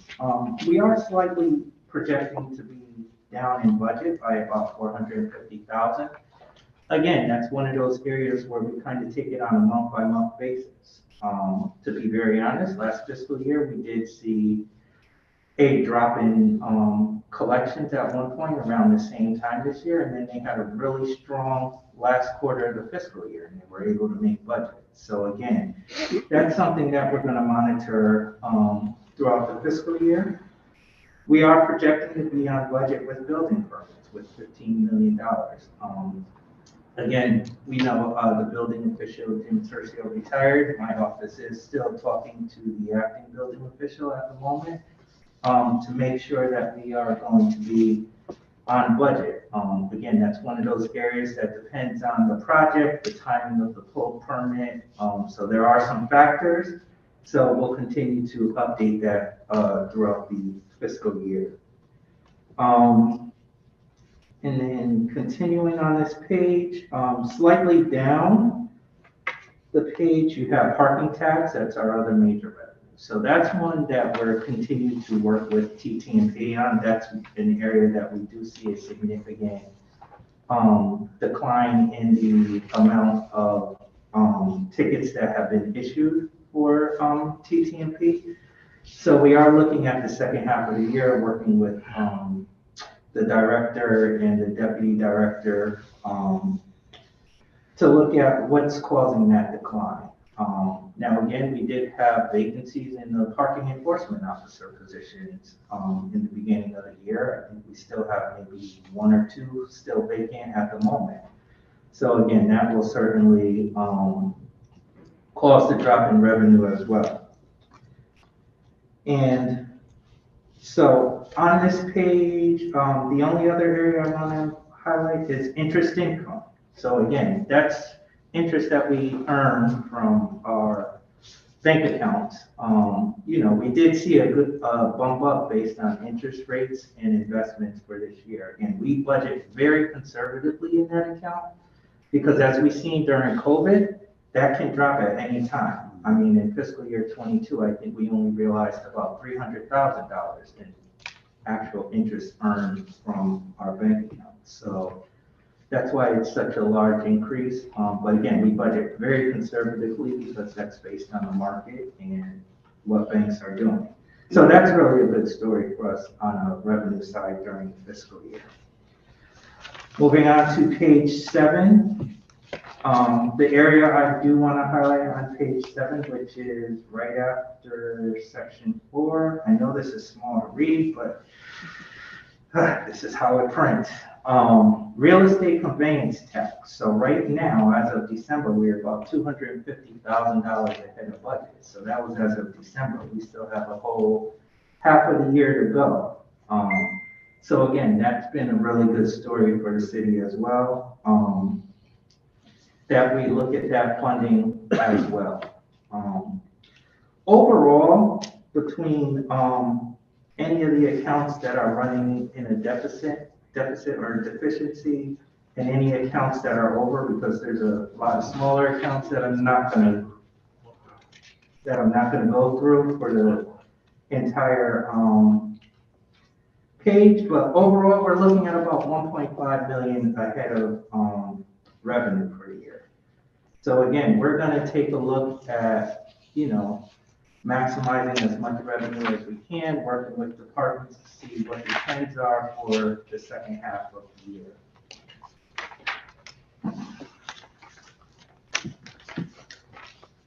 Moving on to page 9, is really our expense side. So again, there are really some expenditures that to highlight on here.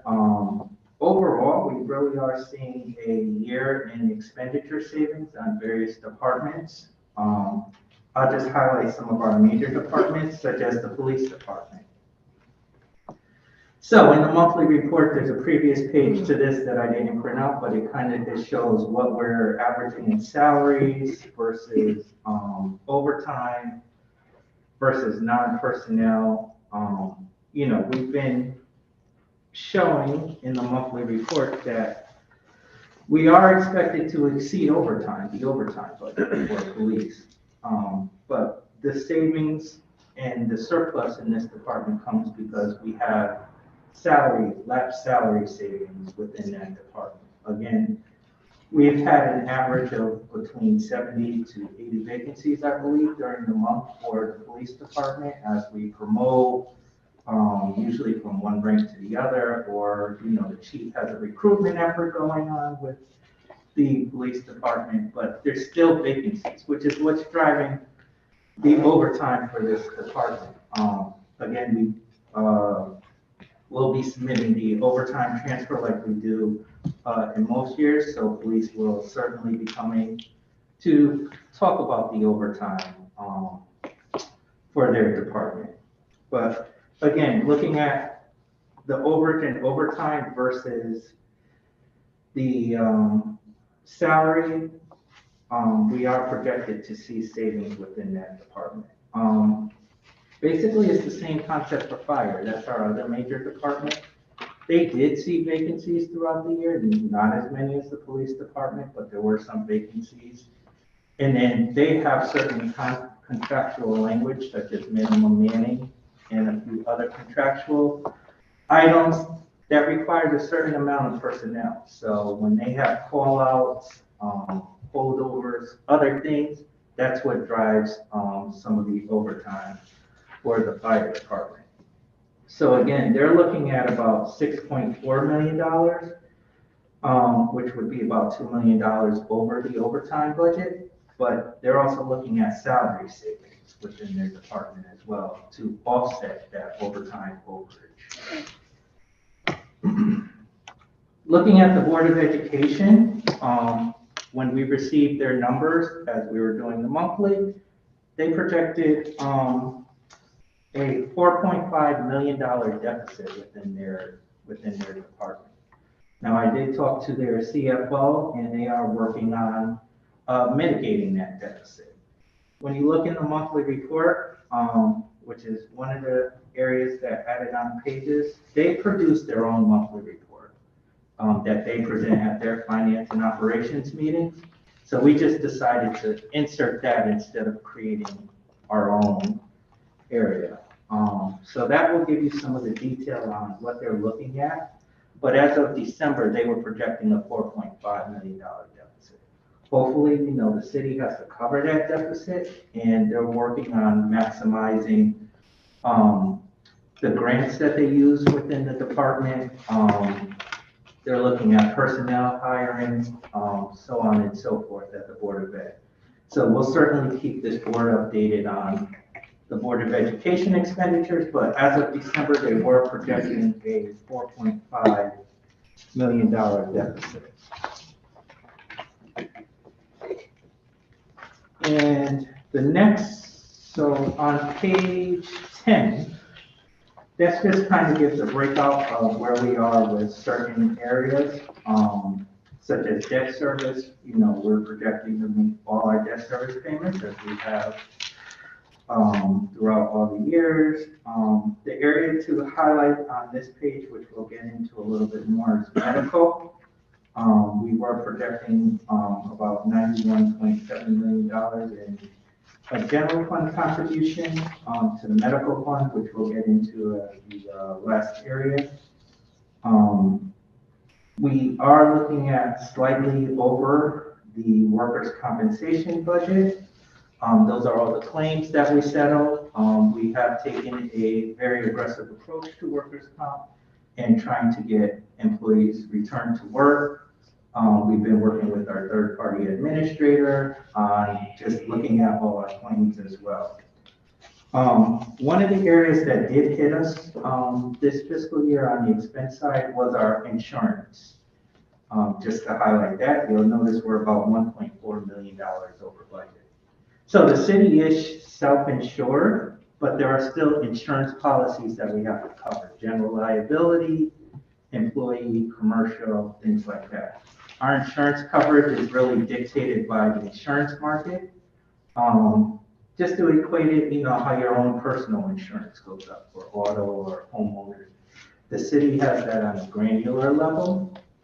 So again, that's one of the things that was really driving one of our expenditure line items being over this year. Every year we have an insurance consultant who works with us, very good and expert in the field. We actually go out every year for insurance to look at. We look at our coverage limits, what we need, the market, so on and so forth. But again, not just New Haven, I think every municipality I talk to experienced an increase in insurance coverage as well. So page 11 through 14 really talks about an area that, we've talked about a lot, which are the city vacancies. We have a ton of city vacancies that we are actively trying to hire for. And that's something that we're looking at. Our human resources department is working very diligently to hire these vacancies, but a lot of them are the civil service process.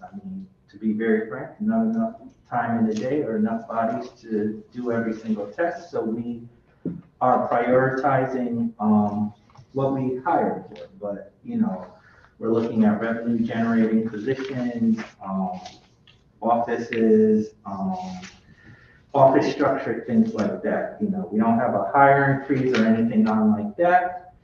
But again, we're trying to get out as many job postings as we can on the HR website. So looking at page sorry, it was not. Starting on page 16, towards the end is really our medical benefits. That's our other major fund that we'll take a look at. What you'll notice on here is overall, there's a line called total claim expenditures. We are projecting at that time to spend about $123.1 million.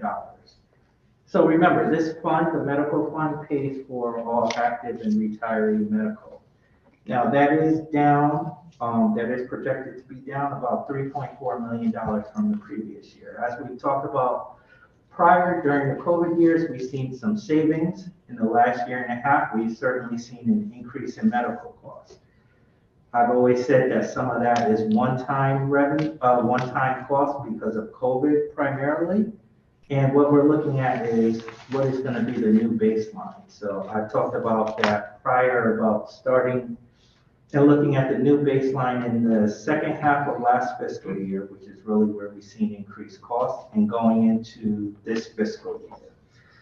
So we currently have our medical consultants doing some analysis for us, which I'll be more than happy to share through the chair once we get that analysis, or maybe ready when I do the next monthly report. But we are seeing a decrease in actual claims.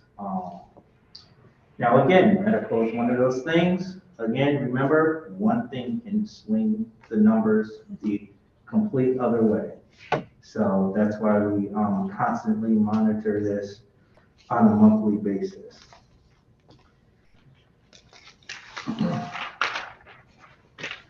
On the revenue side, which is the next page, page 17, you'll see we're just about even on revenue when you look at the total non-general fund revenue. So again, that's employee cost sharing, grant funding, and other areas that we look at. And then below that, you have the other revenue categories, major revenue. So we're looking at prescription rebate.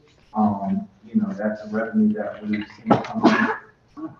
But the major contribution to the fund is, as you can see, the $91.7 million for general fund. So this fund would actually see an operating surplus of about $500,000 if these numbers panned out exactly how we projected and forecasted for the remainder of the fiscal year. But again, the numbers can swing from one way to the other, so we will constantly monitor this fund. So again, there's always a lot of information in the monthly report. I'm always happy to talk offline if anyone has any questions. But again, Mr. Chair, I think that concludes my presentation, and happy to answer any questions for the committee. Thank you, Mr. Gormany, as always, for your presentation. We will now take questions from members of the committee. Who would like to begin? Alder Walker-Myers. Thank you, Mr. Chair. Mr. Gormany, did you say that we are on our way to the projections that we projected for building permits, or you had to check on that? No, the last conversation I had, we were very close, right on target with the building permits. My office tries to check in at least monthly with the buildings department because, again, they know best, they know the project, so, we want to be sure. But as we were doing this monthly and, Mr. Tercio was retiring,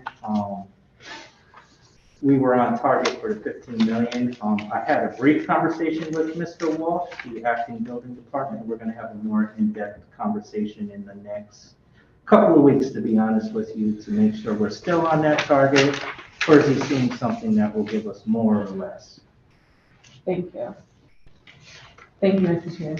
Thank you, Alder Walker-Myers. Alder Festa. Thank you, Mr. Chair.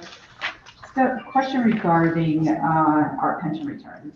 Are we on target with, or I should say, not on target because we know what we need to pay into, but are we getting the interest that we thought we would? You're talking about the return on investment, based on the rate of return that we set, which was 7.25%.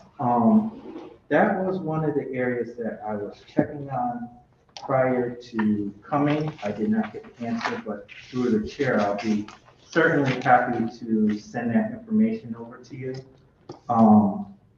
The financial advisors, were looking at the latest, return reports, because there's a CERC meeting this coming Wednesday, and, I believe there's a PNF meeting next Wednesday. So I wanted to have more accurate numbers than what was, than from the prior months. So I'll be happy through the chair to get that information. Yes, that would be very helpful, Mr. Chair, if we can have that information. We'll be happy to receive that information.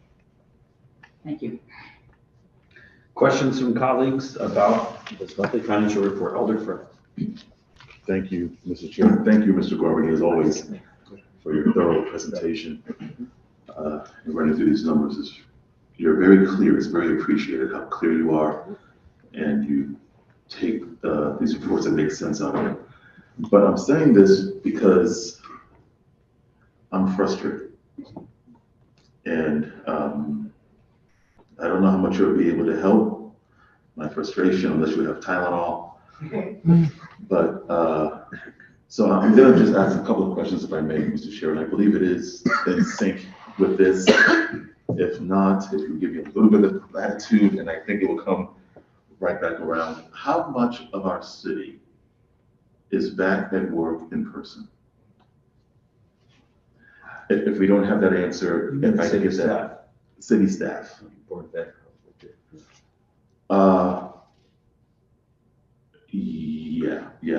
Yeah. How much of our city departments? How many are actually in the building working? And if you don't have that, I'll request that through the chair. We can get that at another time. We'll follow up. Yes, please, through you. And my other question is, we keep hearing about the vacancies. I'm looking at our website. So we have a vacancy for TTP. I don't see it listed on the website. I see crossing guards, but I don't see that particular position listed. And I looked through it a few times. And so are all of the positions that we're saying are vacant? I'm assuming that TTP would not be something that's internal, although there is a section for that that's internal. It would be open for anyone who wants to apply. I'm just wondering how thorough we're being in recruiting the help that we need to fill all of these vacancies, all these vacant positions. You come into City Hall and it feels like nobody's here. Offices are closed. I'm just wondering what's going on? So I can answer your question regarding the vacancy piece and the HR piece, because my office works with HR on the vacancy piece. So the reason that you don't see every single vacancy listed on the website is because we work with the department heads and the coordinators on the priority postings, right?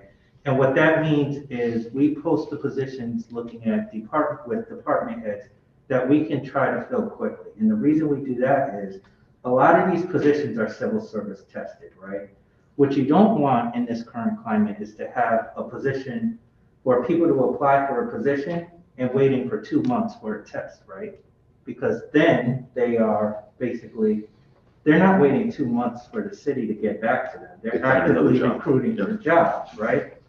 So if we post 100 positions on the city website, knowing we can't get to every position, we're just going to end up doing the same process over and over and over again until we can get to a active civil service list. So what you see on the website is human resources, my office, coordinators, working on what do we actually need to post immediately, right? What can we get done now? Every time we do the civil service process, then, we add new postings as we keep going. But again, I think part of that is, folks aren't waiting, a month, to go for a particular test, or because we are civil service, right? So we post a job, you apply. It's not like the private sector where you're probably going to get a call back, 2-3 days later. We have to go through the whole civil service process of testing, which can be some time.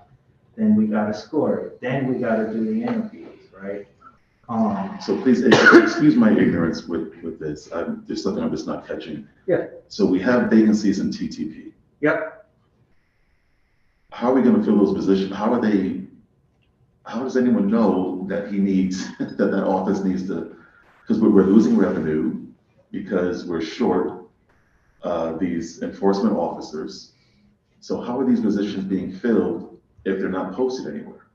Again, that's something I can certainly look at with the TTP one, but again, we have bi-weekly meetings where we discuss these with the coordinators. And we look at these particular positions, what stage they're in, what needs to be posted, things like that. So again, I think it's a combination of that. I mean, let's just be very frank, there's only so many hours in a day, like I mentioned, so much manpower that we all have in the city, in the HR department. So, we're actively looking at all these vacancies. I think, at a Mr. Chair, meeting. if I can ask a question regarding the financial piece now with TTP. So we made a critical mistake during COVID and we didn't get tickets out. So we just abolished all tickets. No one gets a ticket. You can park wherever you want. And that trend is still going today. People are parking where they want. People are parking on their front lawns, all over the place. And our revenues are down. What is the calculation that TTP has in order to make sure that they reach a quota? It's a crazy thing to say that. Does the director say you have to give out 1,000 tickets a month before in order to make the quota? And we all think that when we're driving and the police say, oh, a lot of police are on the street, they must be trying to make their quota. But what is the calculation? There has to be some kind of method that's used. Yeah, so I think, what TTP looks at really is like the public safety, right? I wouldn't really call it the quota per se, but they're looking more on the public safety side. I'll be honest with you, as far as the operations of TTP, I'm not that in depth. That's probably more of a question for the director. Or the coordinator or the deputy. What I can certainly do over furlough is pose your question and see if we can get an in-depth answer from the director, just on the process and how they direct with the parking tags. With raising that revenue, how are they projecting their revenue? I think that would be an interesting question for you, Mr. Chair. So you don't give them an amount. It doesn't come from your office saying that from last year we had this amount of money coming through tickets. We expect it to be. So when we look at the budget, we look at the trend of the tickets, right? And COVID certainly made us look different at the amount of revenue. So if you remember 2 budget cycles ago, we actually lowered that number within the budget. It used to be around 4.5 million, and we're at 3.7 or with that number. So we've actually lowered that number. So again, I would classify it as like how many public safety violations and whatever we're seeing, but we look at the trend year over year, not necessarily say we're giving out 2,000 tickets, right? Because every ticket has a different dollar amount. You see different tickets depending on the circumstance, things like that. But to answer your question, the revenue is based on an assumption based on the trend, how much we're actually collecting over the past year. So, I mean, we've looked at a lower number prior because that's what we were seeing. That makes a lot of sense.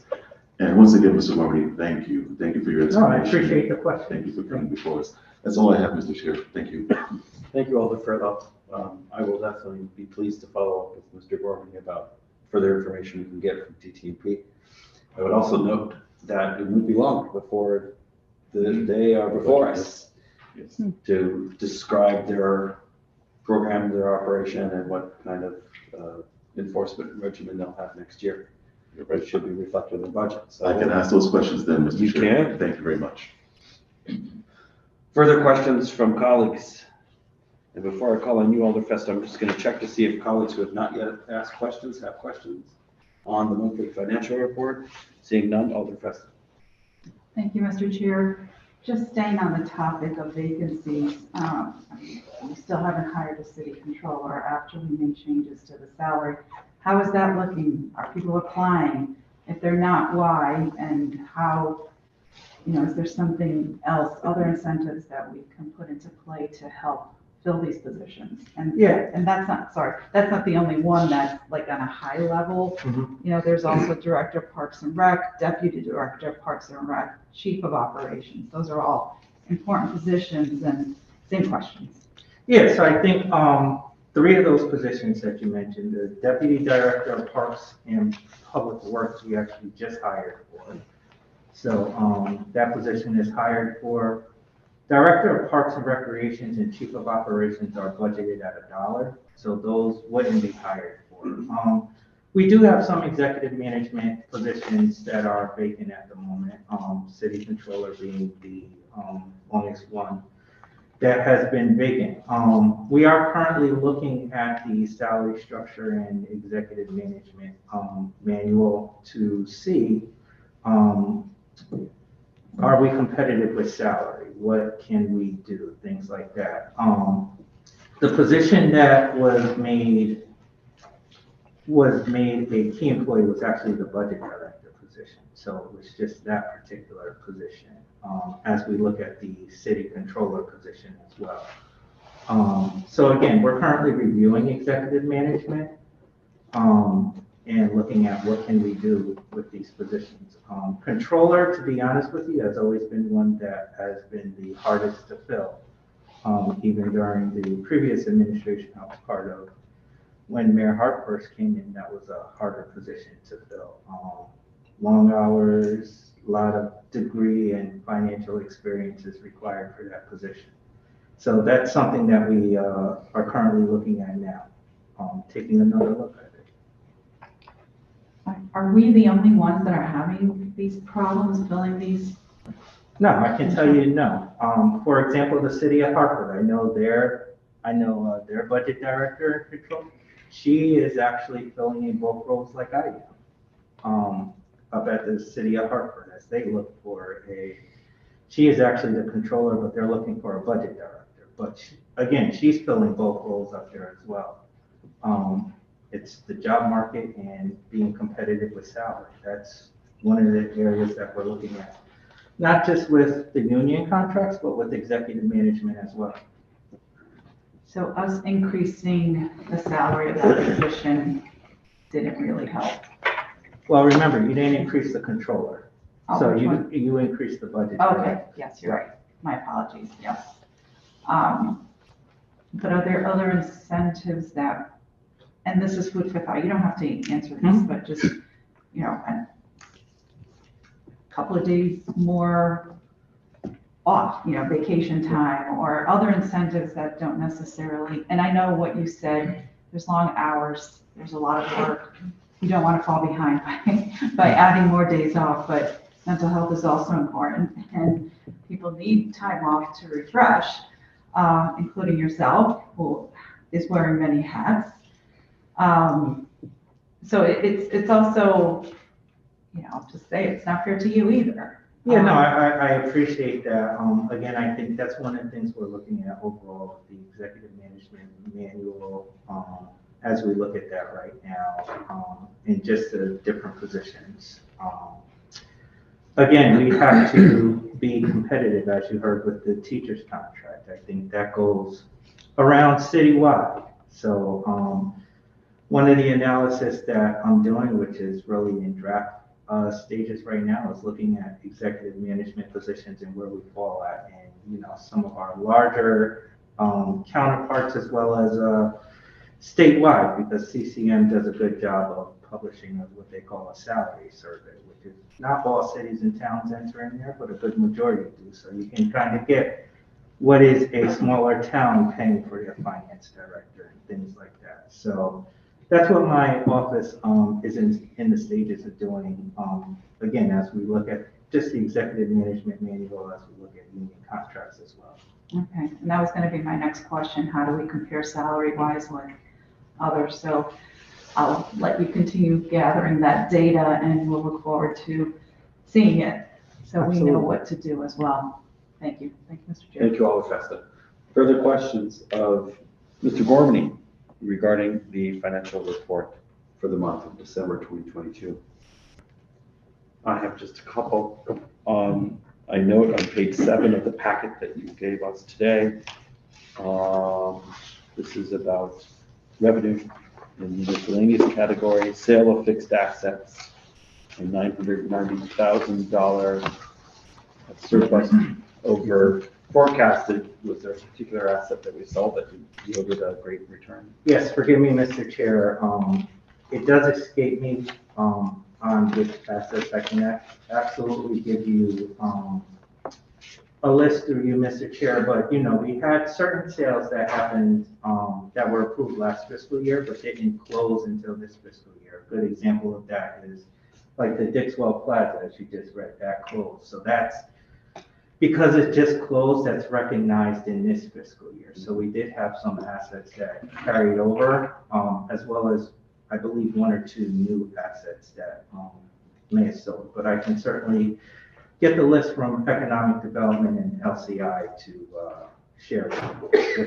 Thank you, Mr. Gormany. We would very much appreciate that. On the theme of open positions, I just wanted to note that the city librarian, the purchasing agent, the chief technology officer, those are some of the many.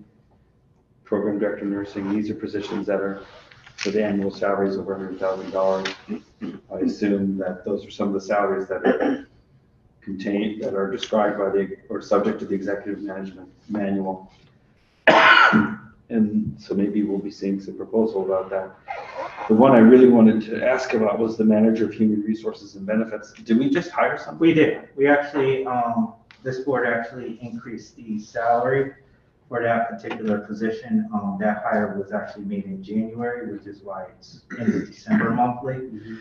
But yes, we did end up increasing, and that's an example within executive management where in order to recruit for that position, we had to increase the salary to be more competitive with that position, but that is higher. Can you, off the top of your head, recall what the annualized salary that the person was hired at? So the salary was previously budgeted at a little bit over 111,000. The Board of Alders approved 124.5 for that particular position. 24.5. And so that person has started? Yes. Okay. Yes. Thank you for that. And that relates to my last question, which is in regards to your mentioning a study or an analysis that a consultant would do in regards to medical expenditures. Could you say more about what that is? Is this Gallagher and Associates? Yes, sir. This is Gallagher and Associates, who has been our medical advisors for a while. So they work with Anthem on analyzing our claims. Again, what I wanted from Gallagher was really just, we're down in claims, so what is that made up of, right? Is that because we had one-time COVID expenses last fiscal year? Are we just seeing less claims from an overall standpoint? Or are we seeing less larger claims from an overall standpoint? So that's really the analysis that I wanted them to do, was just give me a high level, what do you see happening in our claims? Comparing a 3-year period, basically, up until now. So Gallagher is the one that we work with to do this analysis. I would be most interested to hear more about that at some other time. Further questions from colleagues about the monthly financial report or any of the monthly financial reports that are before us? Further comments, questions? Seeing none, we thank you, Mr. Gorman. All right, thank you. Is there a member of the public who would wish to testify on these items, the 4 monthly reports from September through December? Once Mr. Gorman has cleared his space up here, Mr. Abdul-Sabur, please come forward.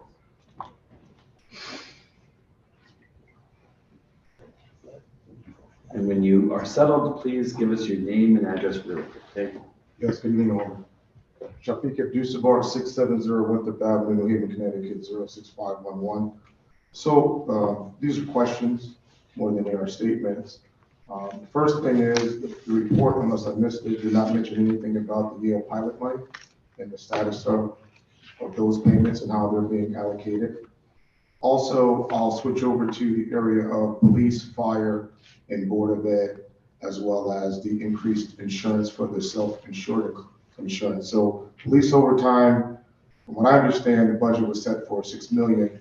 And so with the 14.7 million, it puts an 8.7 million over what it was budgeted for. And if we go with the FD budget, which was said to be, I think it was if I have the notes right, it was 6 point something million. It's 2 million over.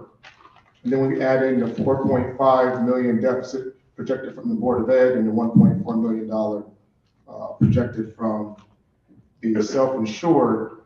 That's $16.6 million that's somewhere. So the question that I would have is, if that wasn't allocated in last year's budget, then where is that money coming from? Because I did not hear how we assess for that money. I do understand that with the zeroed out or the dollared out positions at the police and the dollared out positions at FD, which zeroes out at a flat number, which amazes me, but trying to understand where the $16.6 million will come from if we're looking at a projected $474 million profit or over budget.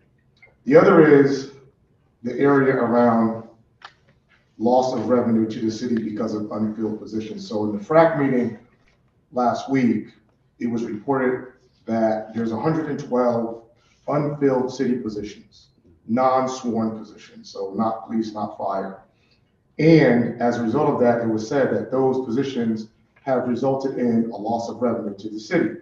Now tonight, we hear that the loss of revenue around traffic and parking is roughly 450 million. We heard, well, maybe 2 traffic individuals may not be working or 3, but we really don't know what that number is. So kind of like think of it as rent. If you move into an apartment in the middle of the month, they can give you a prorated rent because they have an idea of what it costs per day. Is there being put on this a cost per employee of the revenue loss? Because if the cost is, if we had 2 more employees, we would have another $450,000, or maybe it's 3 and maybe we're technically going to lose $1 million. We need to really know that number. Why is that number important? Because down 7 to 80 police officers, which would come in as entry-level police officers. Last year, they were not able to fill all of the extra duty positions. And you all know that when police officers work extra duty, we actually make money from those vendors. So less police officers on our department that should be on the budget is less money coming in for us as revenue. So again, that's another projected revenue loss that we're not hearing coming forward.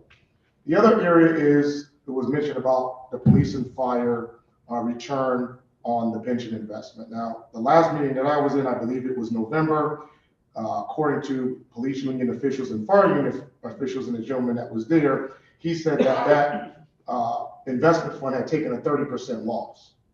So maybe Mr. Gorman, you could fact check that for me, but my notes said that it was 30% loss in revenue, and so much so that at the time, Lieutenant McDermott had asked the investor who's getting fired or who's getting placed for that hit. So I think that we need to have the real-time numbers as to how that's going to impact the police and fire fund over this particular year, even though we might get reports that now it might be up 7.5%, but if it's already down 30%, then we're not even up. We haven't even made to the measure. My last point of this goes to, we have a marketing and managing issue when it comes to the city of New Haven. As you eloquently said, Majority Leader Alder, we have major vacant positions, and then we have minor vacant positions. So we already know that the 112 positions are costing us money. Not only is it costing us money, but it's also been fairly reported that it's impacting services. It's impacting things getting done, people getting permits, people getting licenses and other issues as it relates to the city. So it's slowing the city's process down. Now we're also missing about 4 or 5 top level positions. And we need to look at what is that costing the city. We can't be saving money running a city that is supposed to be an 8-cylinder engine on 2 cylinders. It's impossible. So I would just ask this board, this finance board, to please look into the overall operation of how the city is running and the overall impact of loss of wages due to unfilled positions, the loss of wages due to positions that are not there that people need in order to get permits and things like parking tags. And that's it. Thank you. Thank you, former Alder Al-Husabar. Any questions from colleagues? Seeing none, we thank you for your time tonight, for sticking around and offering your testimony. So thank you. Thank you. Thank you all. Anyone else from the public wishing to testify on these monthly financial reports?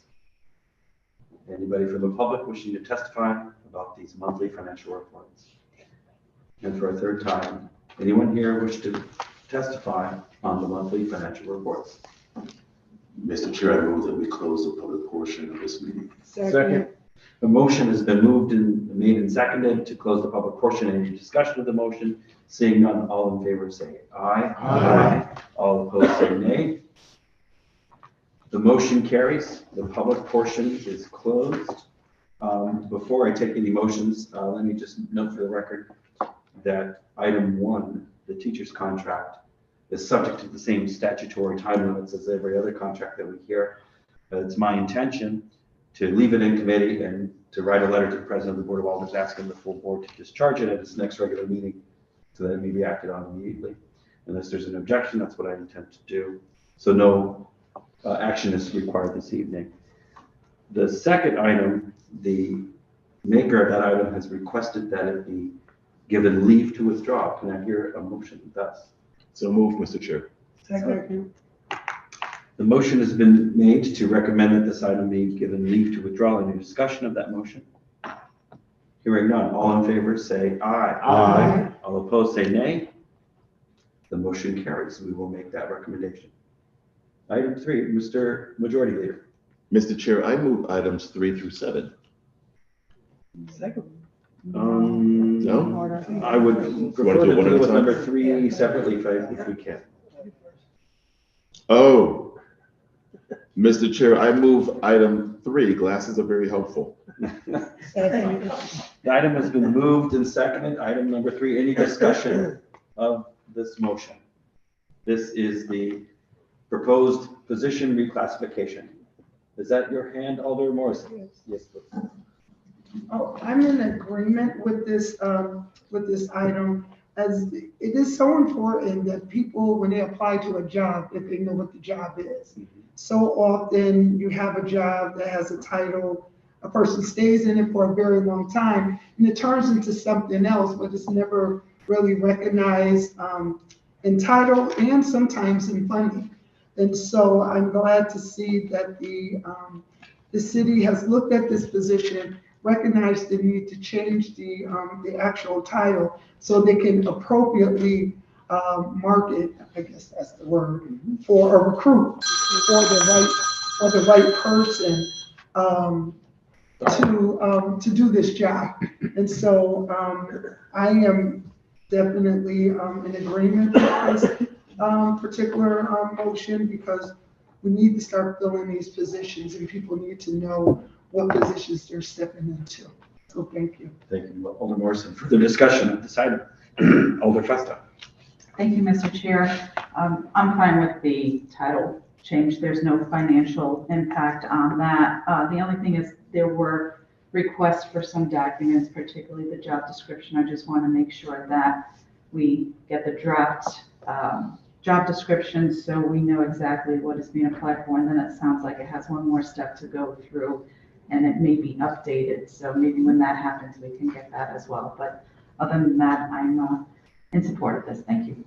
Yes, those requests have been noted and our staff will diligently follow up upon. Further comments on this item, Alder Douglas. Thank you, Mr. Chair. I'm in agreement with my colleague here on the descriptive piece of this legislation. Thank you. Thank you, Alderman Douglas. Further discussion on item number 3? Seeing none, all in favor say aye. Aye. All opposed say nay. The ayes have it, motion carries. Alder Furlong. Mr. Chair, I move items 4 through 7. Second. And a clarification as read and file. Yes.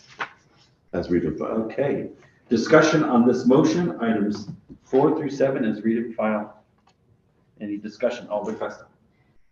Thank you. I'm in favor of reading and filing. Again, just reminders that we did request additional information, particularly regarding the pensions, and it also came up in testimony. So I think it'll be important for us to get clarification on the numbers there as far as if the loss was 30%, not, et cetera. So that information is going to be important. Indeed, we will follow up with the requests that were made on this item. You certainly made one. I know I made at least one. We will make sure we capture them. Thank you. Further discussion of the motion. Alder Furlong. Thank you, Mr. Chair. I want to say once again, I appreciate all the work that Mr. Gormley does in putting this report together and following the systematic way that he does it each month. We look through these, we look through the salaries, we look through what's being paid, we look through the revenue and our deficits. I'm tremendously concerned about what is happening here in our house, in City Hall and in Orange Street. And I think that it's important to know what employees are still being paid who are not coming to work. That's part of what we look at here, salaries. And so I'm hoping that during the budget, that'll be part of the discussion that we'll have as we're looking through these monthlies. But I just want to go on record to say that once again, we are the Finance Committee. We are the body that looks at the finances, and I think that that is very important that we know what in the world is going on here. And I'll leave my comments there, Mr. Chair. Thank you. Thank you, Alder Furlong. Further comments on these monthlies? Seeing none, all in favor of the motion, please say aye. Aye. All opposed say nay. The motion carries. And before a motion to adjourn is appropriate, let me just make one quick public service announcement. We are on the eve of the next budget cycle.